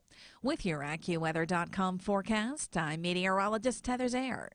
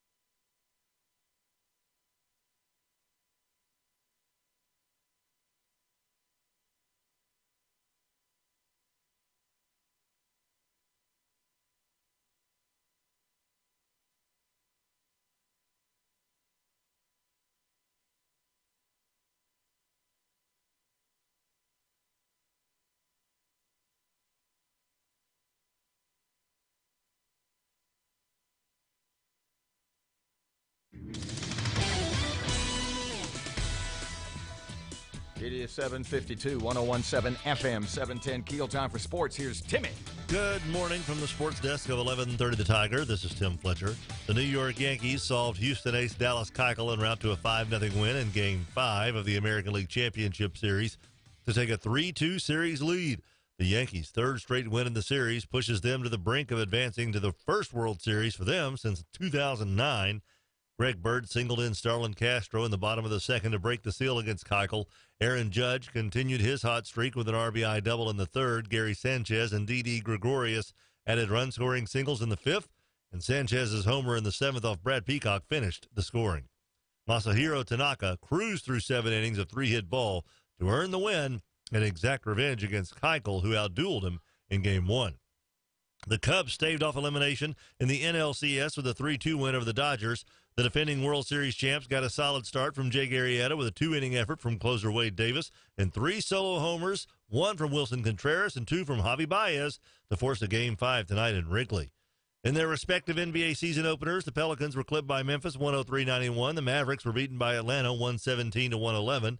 Louisiana Tech alum Paul Millsap and the Denver Nuggets were handled by Utah 106-96. Millsap had 19 points. And LSU's Ben Simmons made his debut after missing all of last year. He had 18 points for Philly in their 120-115 loss to the Wizards. From the sports desk of 1130 The Tiger, this is Tim Fletcher.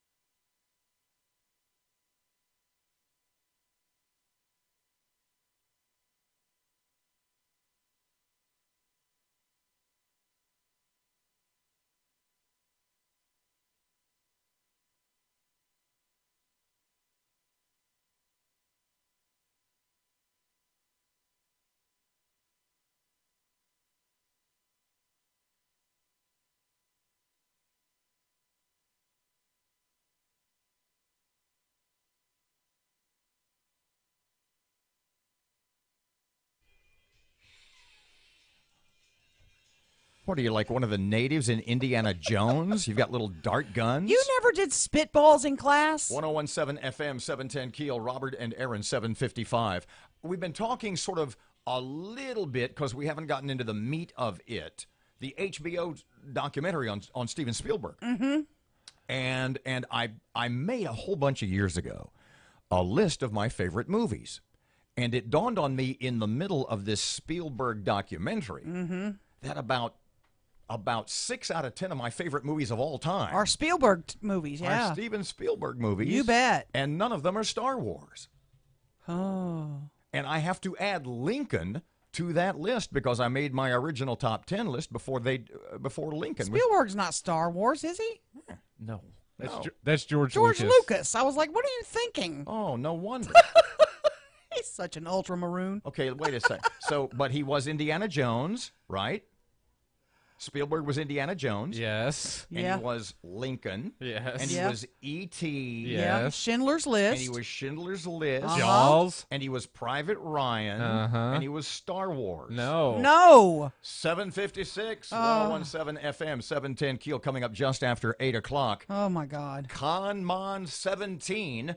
The festival continues. And Elio Motors has a place where you can buy a car. Elio has this awesome idea for these retail stores. They're going to build it's awesome. Are you going to have a retail store before you have a car? I can't wait to give them money to do that, too. 756, like I said, here's Hannity, and he's on Keel. Your morning cup of Sean. This is the Sean Hannity Morning Minute. But I doubt the President of the United States of America, of any party, is going to ever call a grieving mother to put salt in a wound. And that's how the media in this country is spinning it. And I just don't believe it. I don't believe what you're hearing. And I think the media lies to us all the time. And I suspect if the president said anything like that, if the president, in fact, said he knew what he signed up for, I think he was probably referring to, I'm amazed at the quality of men and women in this country that know they're risking their lives for their country and their fellow countrymen. And they do it anyway. There's a way to look at that and say, you know what? You're saying that they are the best of the best and that they know the danger that they will be facing. And they do it anyway, which is the truth. The conservative underground meets later today on the Sean Hannity Show. Hey, most of you remember a time way back when everyone around the family would gather around the living room and you just would talk. No distractions, no phones, no texting, no emails, just you and your family gathered around the table, talking, laughing, creating memories. Now, it seems like those times are now few and far between for all of us, but not when you play the Wits and Wagers party game. I've been talking about Wits and Wagers for years. The most frequent feedback I get from you, my listeners, is this. As soon as we start playing, well, everyone puts their phones down, their computers down, and we actually connect as a family. Now, I play Wits and Wagers with my family and friends. No game will bring you together like this game. It's just a lot of fun questions. Now, with Wits and Wagers, you're not supposed to know the answers, and everyone in the family just takes their best guess. So everyone is included in on the fun, regardless of age. Now, I highly, highly recommend Wits and Wagers. You can find it at Target, Toys R Us. Next time you're out shopping, pick up Wits and Wagers. You can get it at Target, get it at Toys R Us, and you're going to create family memories. Wits and Wagers. The place for breaking news and trending talk is 1017 FM and 710 KEEL. KEELnews.com.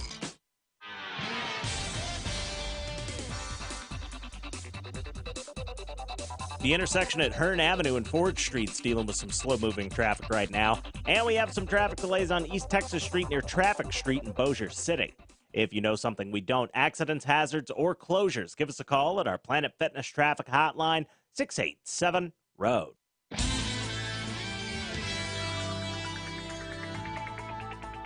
Your AccuWeather.com forecast. Partly sunny, high 81 today. Partly cloudy tonight, low 58. More humid with clouds and sun, high 81 tomorrow. With your AccuWeather.com forecast, I'm meteorologist Heather Zaire. Breaking news and trending talk. This is 1017 FM and 710 KEEL. KEEL, Shreveport.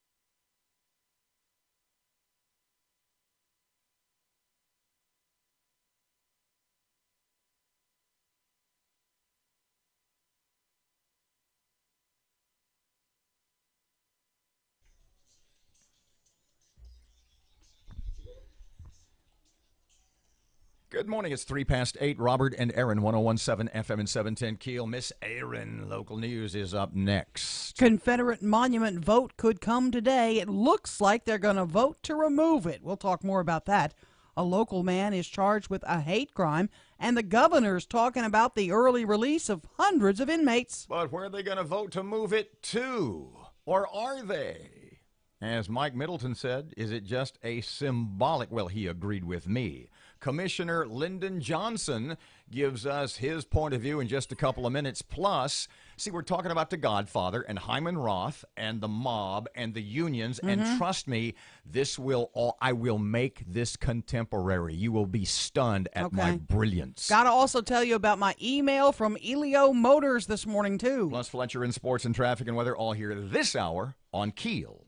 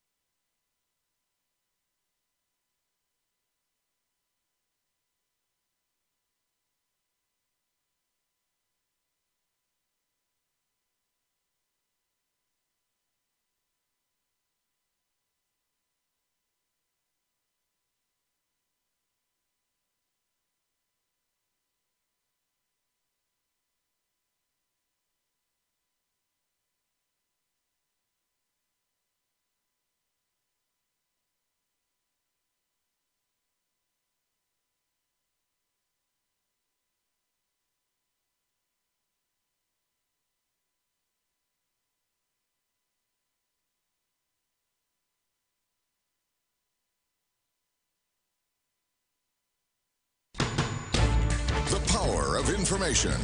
KEEL News now. The Caddo Commission will likely vote today to remove the statue of a Confederate soldier outside of the courthouse. LSU Shreveport Associate Professor of Political Science Jeffrey Sato said last month the council preliminary voted to support the removal of the monument. The vote kind of indicated that when this formal vote of the ordinance to remove the monument would come about, it would succeed. Of course, we got to wait on the vote, but the indication is that they're going to vote to remove that monument. Caddo Commissioner Lyndon Johnson is for removal. You shouldn't have something that's there that offends people as they go into our courthouse. It should just be, when you go in, it should be an unbiased building. One of the big issues is the cost to move the monument. Shreveport man charged with a hate crime, Deron Henderson, arrested after he allegedly beat a contractor with a shovel. According to police, a contracting crew was working on Prentice Avenue when the incident happened. Houston allegedly began shouting racial slurs at the crew before he grabbed a shovel and beat one of the crew members. Houston is facing several charges, including second-degree battery and hate crimes. Parents arrested for allegedly trying to kill their child. Matt Parker has that. Police in Red River Parish have arrested Brooke and Jordan Blunt for allegedly trying to kill their 4-year-old child. According to police, Brooke took the youngster to the hospital for treatment of several severe injuries. Hospital staff alerted police to suspected abuse. After an investigation, officers arrested Brooke for attempted second-degree murder, cruelty to a juvenile, and domestic battery. The child's father, Jordan, was arrested a short time later on cruelty to a juvenile and domestic battery charges. From 101.7 FM and 710 KEEL, I'm Matt Parker. In just a couple of weeks, hundreds of inmates will be released in our state as a result of criminal justice reform. Caddo Sheriff Steve Prater voiced concern that violent criminals would be released early without proper rehab.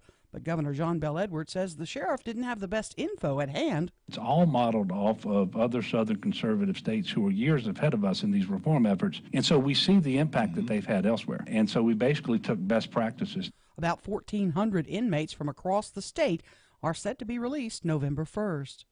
2 workers at the Caddo Courthouse had a scary afternoon when the scaffolding they were on collapsed. The men were pressure washing the courthouse at the time of the incident. First man fell about 40 feet before being caught by his safety harness. The second man grabbed onto some bars on the side of the building. The fire department responded to get both of them down safely. Luckily, no one was hurt.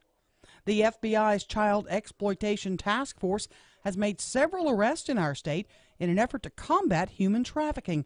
An investigation that started in New Orleans netted 4 arrests throughout the state. A 17-year-old girl who was sexually exploited in Shreveport was recovered during that investigation. She's been returned to her family. Melania Trump donating her inaugural ball gown to the First Lady's collection at the Smithsonian. The First Lady is handing over the vanilla silk off-the-shoulder gown during a ceremony tomorrow in Washington. I'm Erin McCarty on 101.7 FM and 710 KEEL.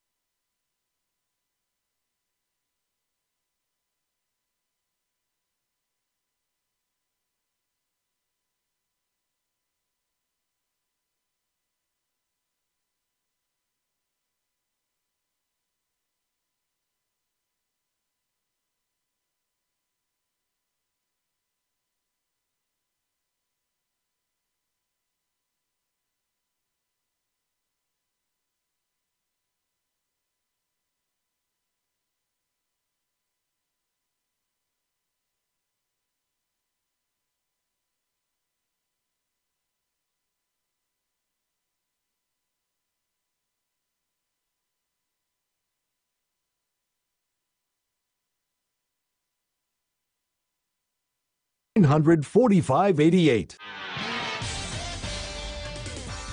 Good morning, 9 past 8 o'clock. It's 101.7 FM 710 KEEL. Traffic time. Here's Rapid Ruben. The intersection at Hearn Avenue and Ford Street's dealing with some slow-moving traffic right now. And we have some traffic delays on East Texas Street near Traffic Street in Bossier City.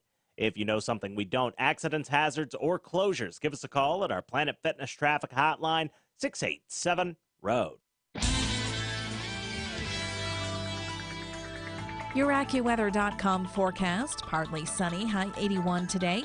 Patchy clouds and a low of 58 tonight. Turning more humid tomorrow. Some sun, high 81. With your AccuWeather.com forecast, I'm meteorologist Heather Zayer.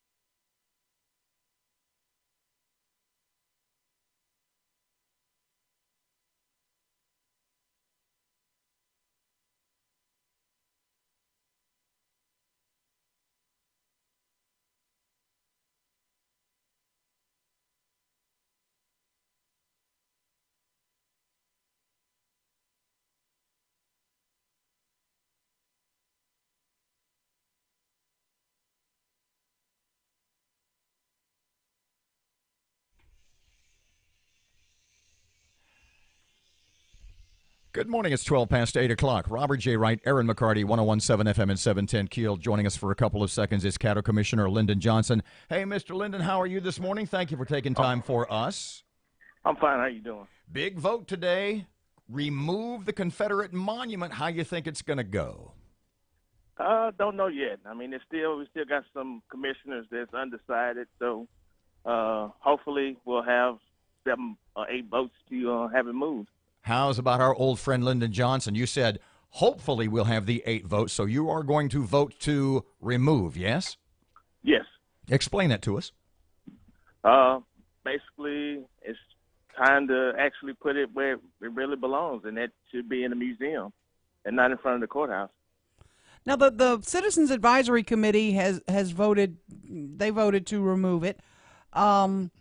They've also talked a little bit about putting up civil rights monuments in its place. You talked to us a month or two ago, and you were against that. You said anything like that that's divisive shouldn't be at the courthouse. You still feel that way? Yes. The courthouse should be an unbiased facility. So when you walk there and walk in and look around it, not even going in the building, just walking around the building, it should be the same way. If you look at the federal courthouse, there's no monument that's out there that's biased, so why should we have one on the parish level? Mike Middleton told us a little bit ago that he thinks you guys are going to vote to remove it. Does he have some inside scoop that you don't know about yet? Well, you never know how other people will act. You never know how they would do. So I can only say what Lyndon Johnson is going to do. Well, speaking of that, and we asked Mr. Mike the same question, or at least I did, so I will ask you. Is this vote later today, given the fact that if you vote to remove, it's probably just going to open the floodgates for lawsuits. Some of them might even be federal suits, etc. So is today's vote, for all intents and purposes, symbolic? It's more than symbolic. It's a move in the right step.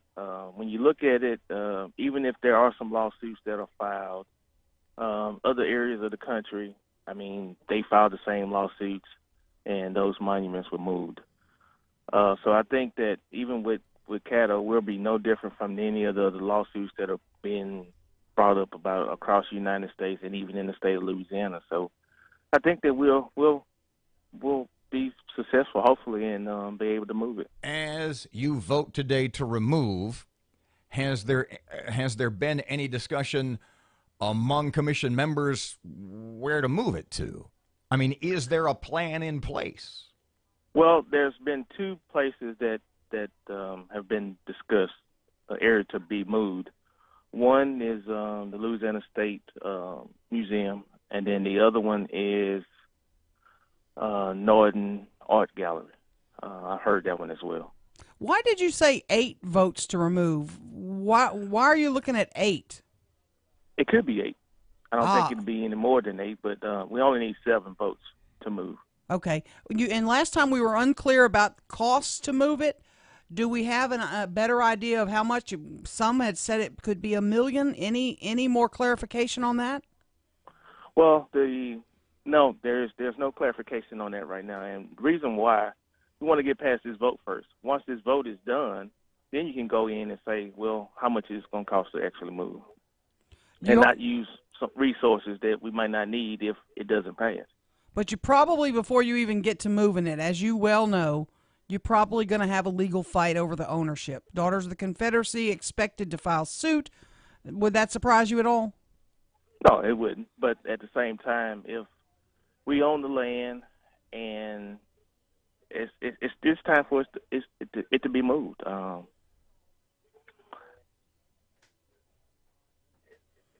And you're anticipating a vote of yes to move it then today. If you were a betting man, you'd say they're probably going to vote to move it? Yes, I'm being, yes. Mr. Linden, we've had African-American members of the commission in our studio with us who were kind of, I'm not going to say they were indifferent, but they sort of had the attitude that this is not a priority, and to put it bluntly, they kind of wish it would go away. What do you think has sort of motivated them or tilted their support more toward, in the last, say, 6 to 8 weeks, to vote to remove the statue? What do you think the tipping point has been? Maybe public comments and then additional information that they might have researched themselves. You think anything, the president's remarks, the NFL ruckus, I've heard a lot of people say that kind of is under the surface. Has any of that had anything to do with how folks will vote today? No. Not at all? No. Is it going to get heated? Are you guys going to throw tomatoes at each other or shout obscenities? Is it going to be juicy and fun? I don't know. I don't see it. Most of my peers, we pretty much get along. We do have our differences, but we try to keep it professional. You know, Erin, pardon me, Mr. Linden, Erin asks a very interesting question, kind of, as discussions of this vote and this removal have gone on sort of behind the scenes? How heated has it been? What sort of insight can you give us as to what's gone on leading up to today's vote? Well, we've gotten many emails. I've gotten many calls. Someone put up a sign yesterday in front of the Walmart on North Market, basically saying people need to go vote and not reelect. And they had a number of 67 elected officials on there. And your name was on there, huh? My name was the top one. Well, at least you're at the top. They'll read your name first, huh? Right, and at least I made a list, so that means I might be doing something well. Lyndon Johnson, Caddo Commissioner, thank you so much for your time, and I'm sure we'll be in touch after the vote today. Okay. Take care. 18 past 8 o'clock, 101.7 FM, 710 Keel, Fletcher and Sports. And let's see, you have an email from Elio. They have a business. Listen to me. They want to open some retail stores. They have a business plan. The question is, do they have any inventory? That's coming up next right now. Traffic update. Here's Ruben on KEEL. Keeping an eye right now on some backed up traffic on I-20 westbound. Starting at Spring and Market, it's backed up past Airline Drive right now. And we have some traffic delays on Airline Drive just north of I-220 in Bossier City. If you have anything to report to us, please give us a call at our Planet Fitness Traffic Hotline, 687-ROAD. Your AccuWeather.com forecast. Partly sunny, high 81 today. Partly cloudy tonight, low 58. More humid with clouds and sun, high 81 tomorrow. With your AccuWeather.com forecast, I'm meteorologist Heather Zayer.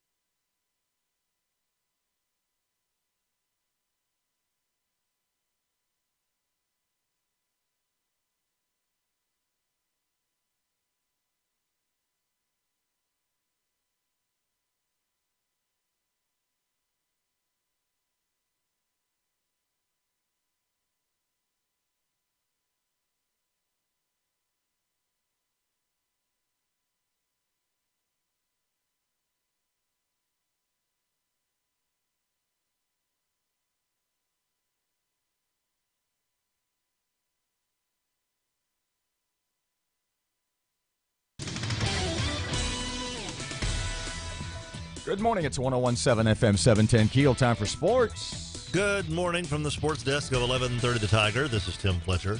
The New York Yankees solved Houston ace Dallas Keuchel en route to a 5-0 win in Game 5 of the American League Championship Series to take a 3-2 series lead. The Yankees' third straight win in the series pushes them to the brink of advancing to the first World Series for them since 2009. Greg Bird singled in Starlin Castro in the bottom of the second to break the seal against Keuchel.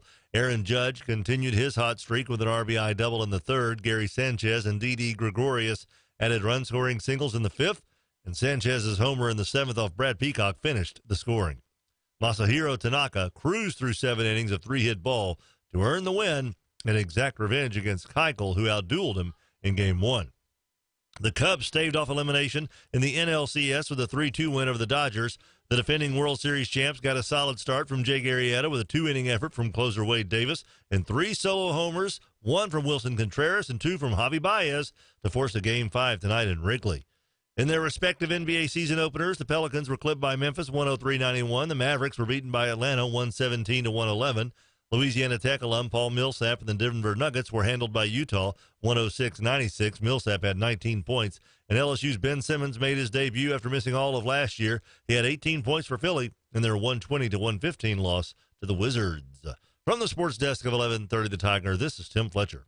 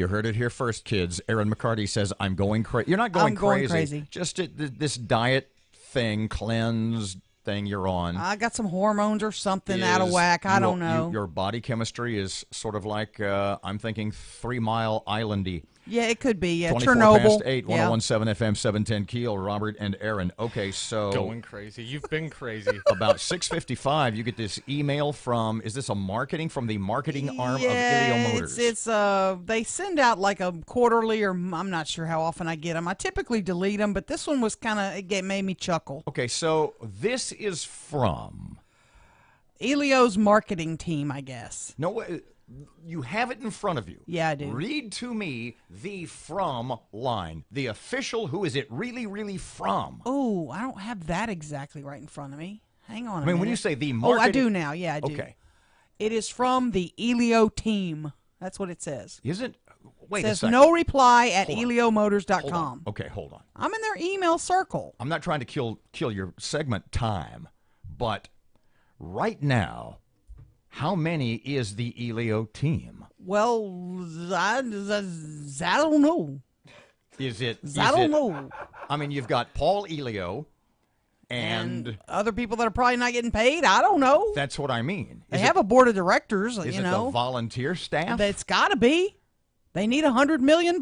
So you get an email from the Ilio marketing squad. You can see the full details because it is hilarious. It's at keelnews.com. Ilio is setting up what they're calling a unique sales program. Well, see, they have been mandated by the state, not only the state of Louisiana, but in other states where they hope to sell their vehicles. You have to have a dealership. You can't just sell directly from the plant. Right. So they're having to do that. So they're setting up what they're calling marshaling centers where you'll be able to go and order one of the cars. Now, they're going to also set up 60 retail locations in the 60 biggest markets in the country. They say that the dealers will closely resemble a retail store, kind of like an Apple store, rather than a traditional car dealership. You would be able to stroll into an Ilio Motors store, select the vehicle you want to your exact specifications, and then come pick it up the next day. They'll ship it to you. And you'll be able to get your car within 24 hours. They're talking about this is a quote from the release I just got. At our plant in Caddo Parish, Louisiana, we will manufacture 14 standard vehicles, 7 distinct colors with 2 different transmission options. Once these vehicles roll off the production line, they'll be transported by truck or rail to our marshaling center locations. From our manufacturing site in Caddo Parish, Louisiana, Yeah. to our brick and mortar location, Yeah. somewhere in the auto mall on Burt Coon. Yeah, there's just a little bit of a problem with their plan to set up retail stores. What could this be?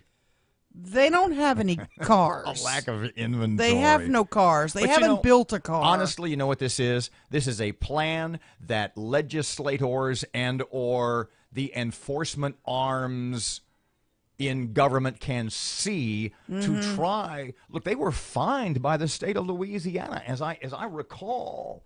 And I would assume this is not exclusive to this state. No, it's They are not. saying that Ilio is potentially in violation of a lot of regulations as pertains to automobiles. Yeah. So I think this is probably just a way to try, and I kind of understand that, to get state governments around the country. First of all, to get around the regulations. Right. Yeah, we do have dealerships. Yeah, we do have brick and mortar. Yeah, we do have salespeople to help you. And to get governments off their back financially, to say the least. 28 past 8 o'clock, 1017 FM, 710 Keel. Okay, got a lot to talk about before the hour is over, including Matt is going to explain, and this will make sense when we do it. But we're going to talk about that scene in The Godfather with Hyman Roth and Michael Corleone, where they're in Cuba. Oh, yeah. And they're talking about how the labor unions are going to finance their casinos. But what does that have to do? What does that scene in The Godfather have to do with something that is, as the kids say, trending right now. 29 past 8, 1017 FM, 710 Keel. Here's Ruben. Keeping an eye right now on some backed up traffic on I-20 westbound, starting at Spring and Market. It's backed up past Airline Drive right now. And we have some traffic delays on Airline Drive just north of I-220 in Bossier City. If you have anything to report to us, please give us a call at our Planet Fitness Traffic Hotline, 687. Your AccuWeather.com forecast. Partly sunny, high 81 today. Patchy clouds and a low of 58 tonight. Turning more humid tomorrow. Some sun, high 81. With your AccuWeather.com forecast, I'm meteorologist Heather Zaire.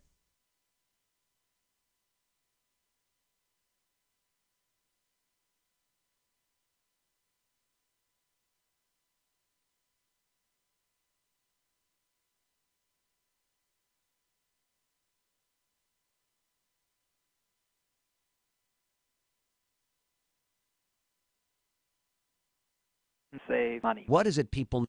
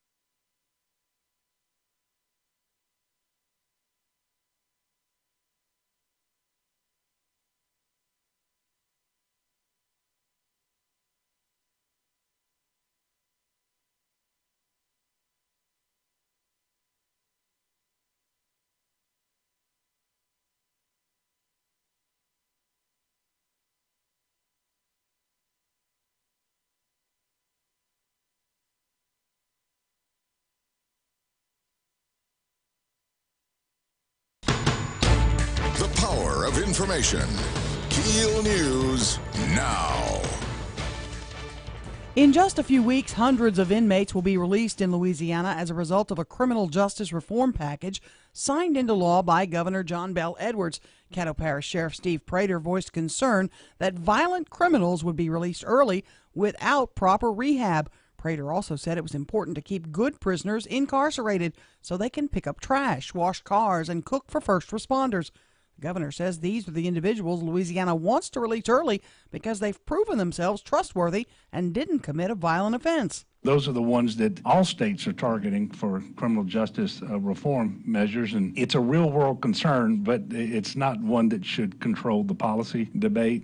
1,400 inmates are being released November 1st. The Caddo Commission will likely vote today to remove the statue of a Confederate soldier outside of the parish courthouse.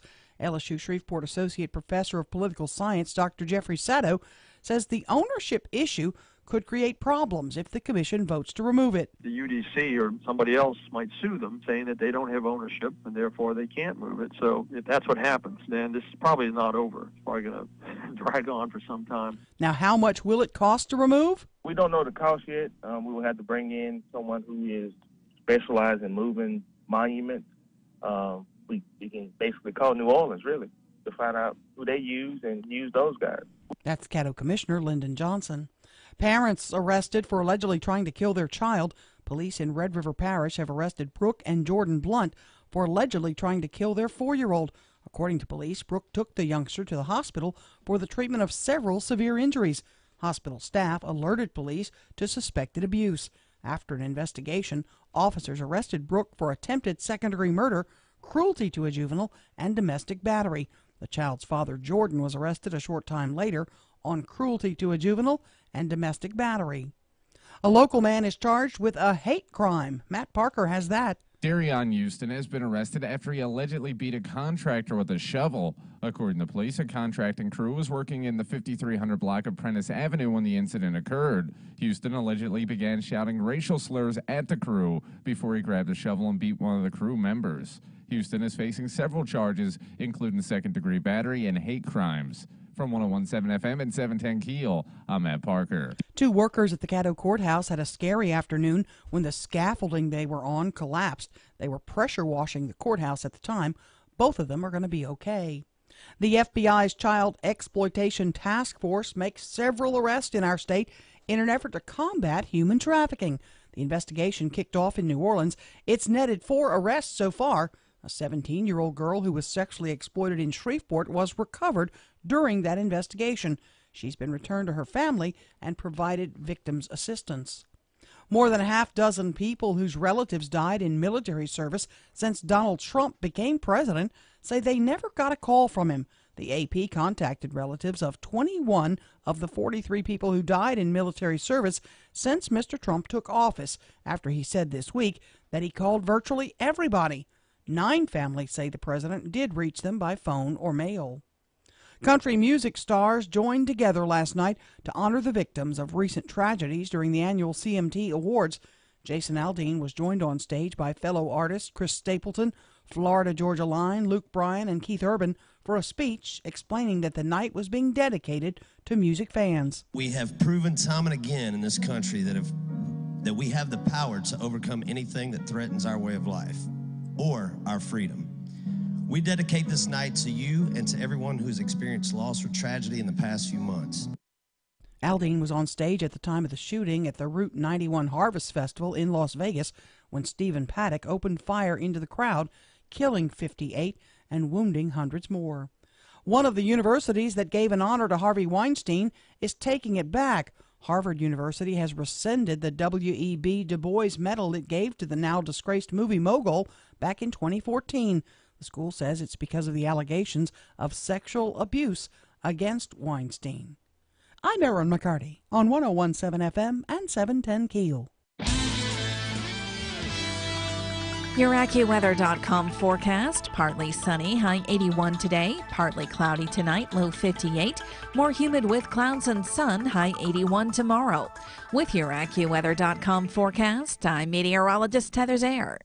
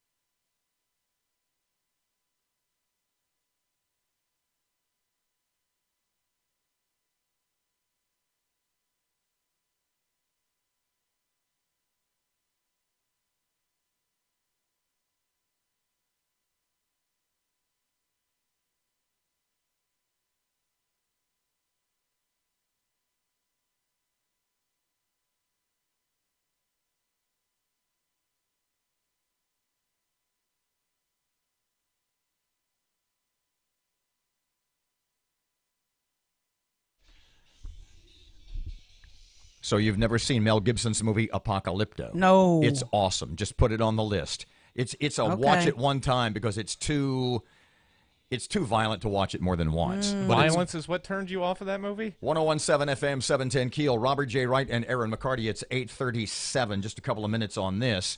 It's now legal. What was the term? Do you remember from a couple of segments ago? Aquamation. Aquamation. Yeah. It's now legal to liquefy the dead in California. Ugh. This past week, California Governor Jerry Brown passed an innocuously named bill for a not-so-innocuous law. The bill, proposed by member Todd Garcia, Assemblymember Todd Gloria, will make it legal for Californians to liquefy corpses after their death in a bath of caustic acid.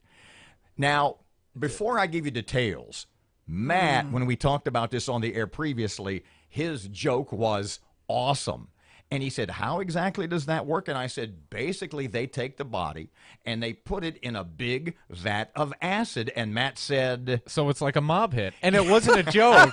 It wasn't a joke. I was being serious. Wow. And yeah, that's basically it.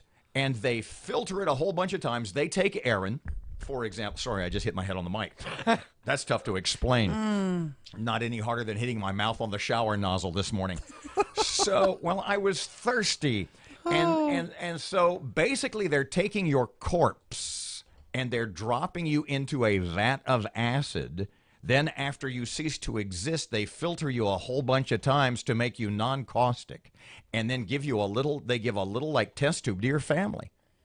Because in California, it violates environmental regulations if you're cremated to spread remains across, say, your lawn. In other words, you dead cremated in California, you are the equivalent of a broken mercury light bulb. Wow. And that's what people are going to do?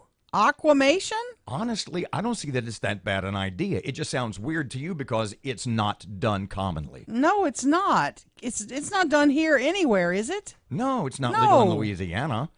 You have to pass laws, right? It's been done in New Orleans quite a number of times. It's 8:39, 101.7 FM, 710 Keel traffic update. Here's Ruben. We have reports of a minor accident on Hillary Huckabee near Lakeshore Drive, and we're still dealing with a little bit of backed up traffic on I-20 westbound. Starting at Spring and Market, it's backed up past Benton Road right now.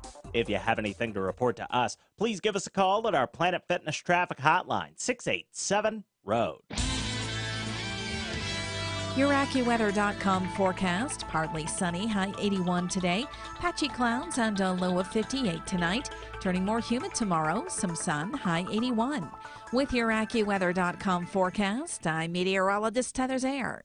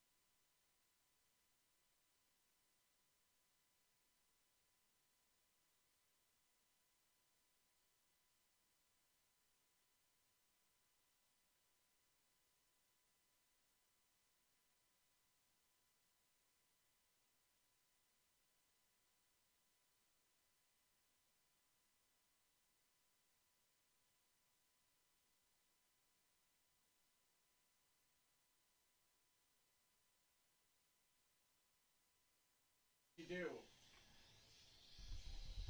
101.7 FM, 710 Keel. Robert J. Wright and Erin McCarty. It's 8:42. The Keel app is an awesome download presented by Office Furniture Source. Okay.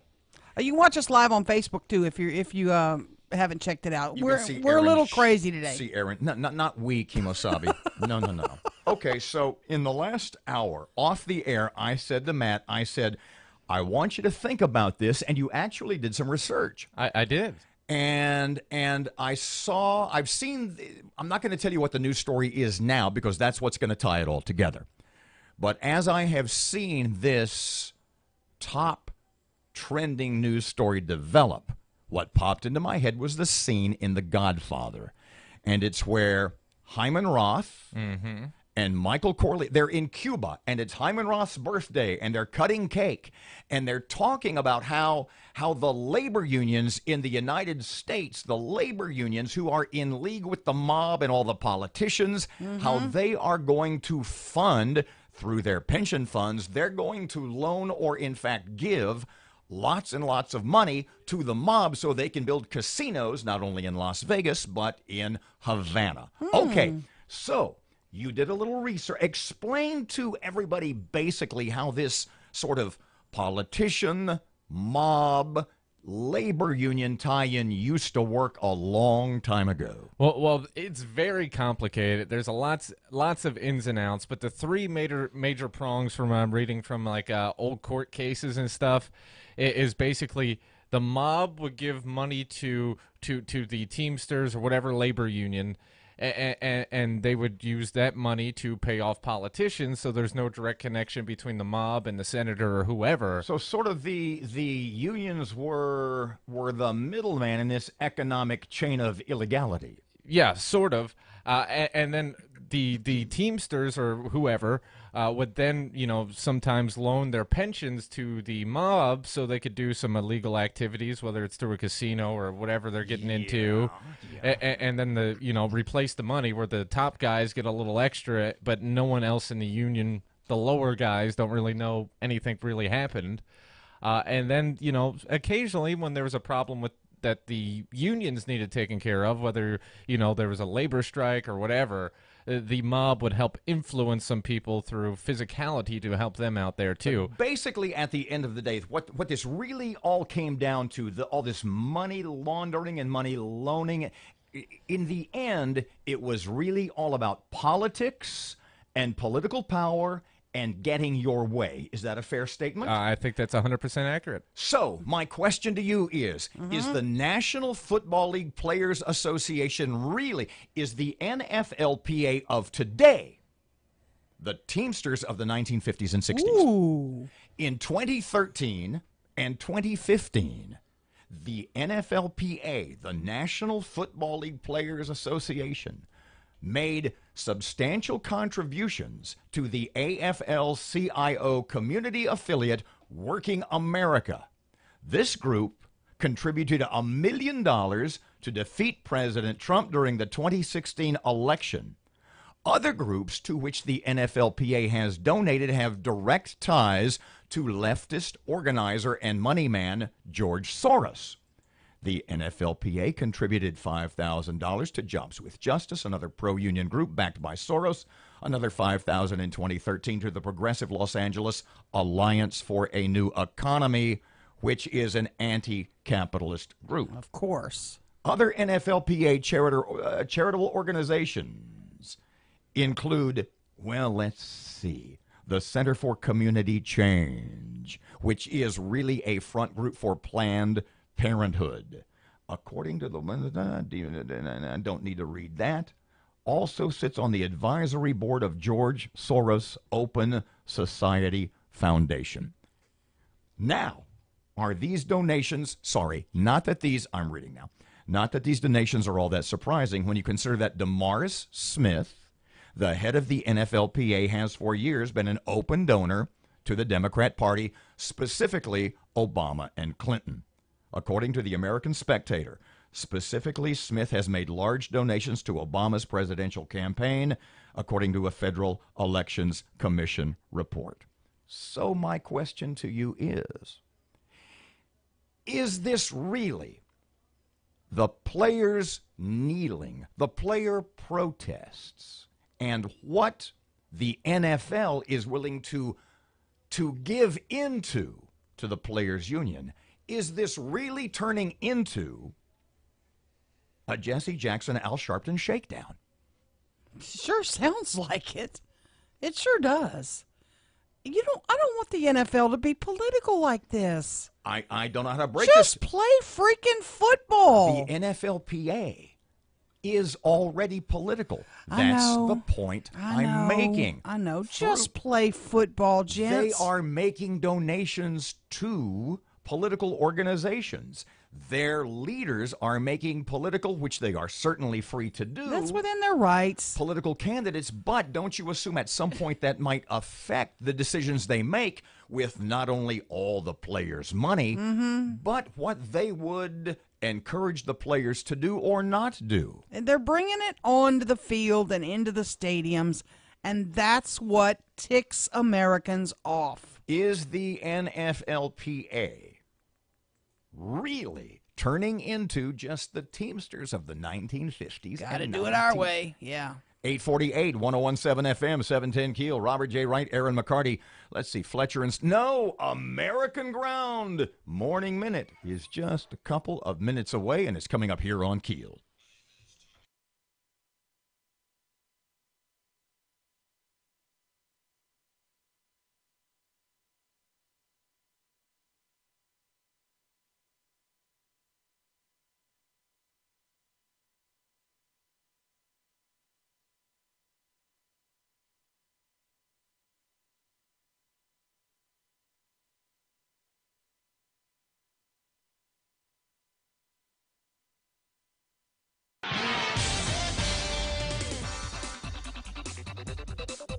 We have reports of a minor accident on Hillary Huckabee near Lakeshore Drive, and we're still dealing with a little bit of backed up traffic on I-20 westbound, starting at Spring and Market. It's backed up past Benton Road right now. If you have anything to report to us, please give us a call at our Planet Fitness traffic hotline, 687-ROAD. Your AccuWeather.com forecast. Partly sunny, high 81 today. Partly cloudy tonight, low 58. More humid with clouds and sun, high 81 tomorrow. With your AccuWeather.com forecast, I'm meteorologist Heather Zaire.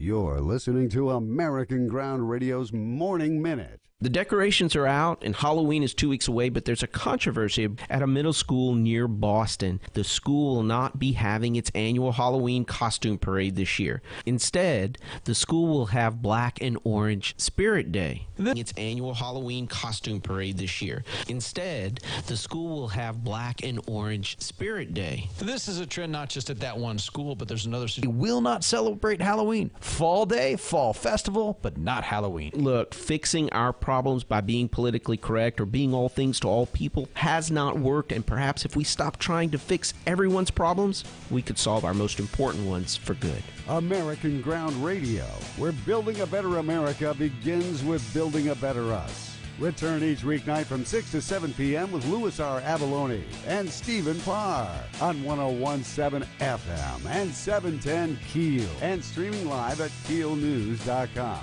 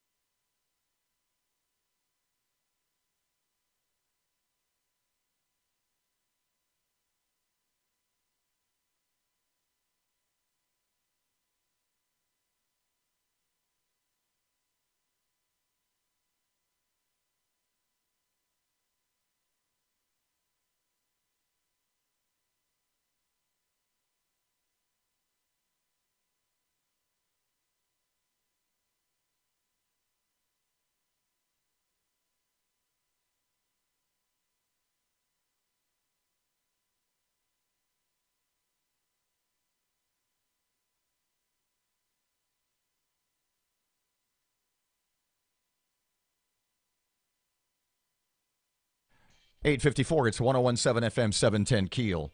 See, you thought I was crazy that I was going to tie all that together with the NFLPA and the Teamsters in the 1950s. With all, no, see, they didn't mean for this to start out this way, I don't think.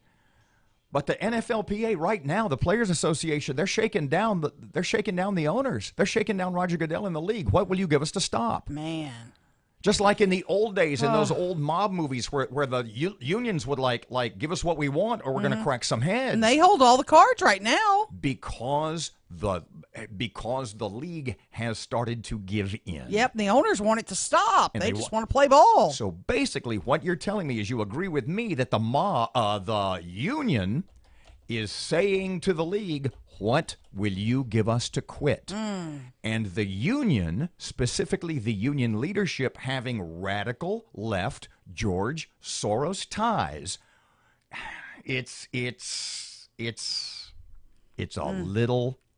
more than a little interesting. Fair enough? You bet. 8:55. Robert and Erin, what do you got? What is it called? What's it called? Dogtoberfest Wait a minute, is what? tonight. Dogtoberfest. Dogtoberfest. It's for Robinson's Rescue. It's going to be going on at the Robinsons, 2515 Line Avenue from 5 to 9.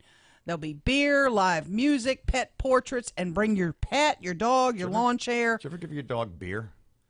No, but tonight could be a first. I could give him a beer. Tonight is, I know a lot of people that their dogs love beer. I got to watch my dog, though, because when he goes to social events like this, he's not just the butt sniffer. He wants to get even more close. And I'm not sure I'm in favor of that tonight. He's way more than a butt sniffer. Am I on camera? No, but I just switched you over. Put me on camera. Oh, my God. Now, understand when she says BS, that word, she's not, I don't think, referring to her dog in a corporate climb-the-ladder sense. No, he's not a brown noser. No. It's Dogtoberfest. So I apologize in advance for any BS that might happen tonight. And put pants on your dog. 8:56, back tomorrow morning, 6 till 9. Robert and Erin, God, 101.7 FM. I know, get your head out your hands, kid. You got buttons to hit. 101.7 FM, 710 Keel. A new so-called game on Facebook aimed at teens is frightening the daylights of parents in Great Britain. And because it's happening on Facebook, American teens will hear about this game too. Kim Commando with your Thursday Consumer Tech Update. The game seems to have started in the Liverpool area of England. It's called the 48-Hour Challenge and is directly aimed at kids as young as 14.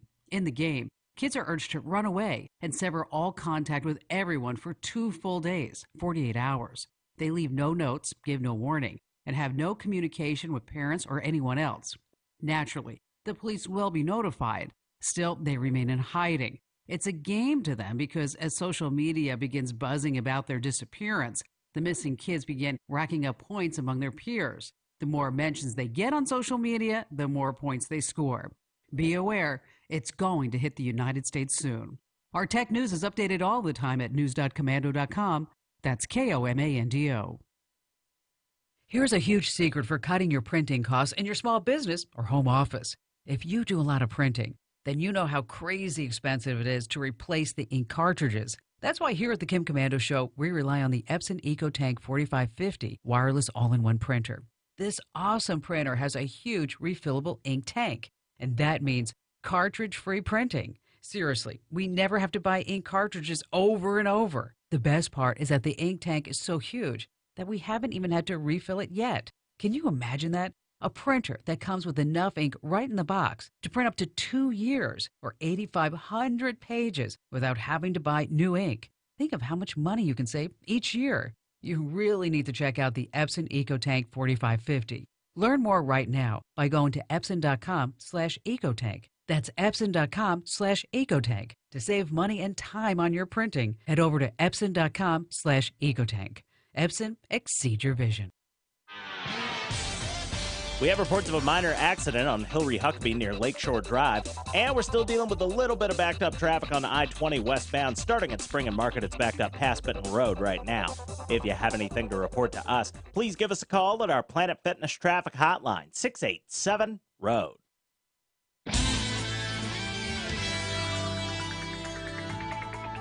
Your AccuWeather.com forecast, partly sunny, high 81 today, partly cloudy tonight, low 58, more humid with clouds and sun, high 81 tomorrow. With your AccuWeather.com forecast, I'm meteorologist Heather Zaire. Breaking news and trending talk. This is 101.7 FM and 710 KEEL. KEEL, Shreveport.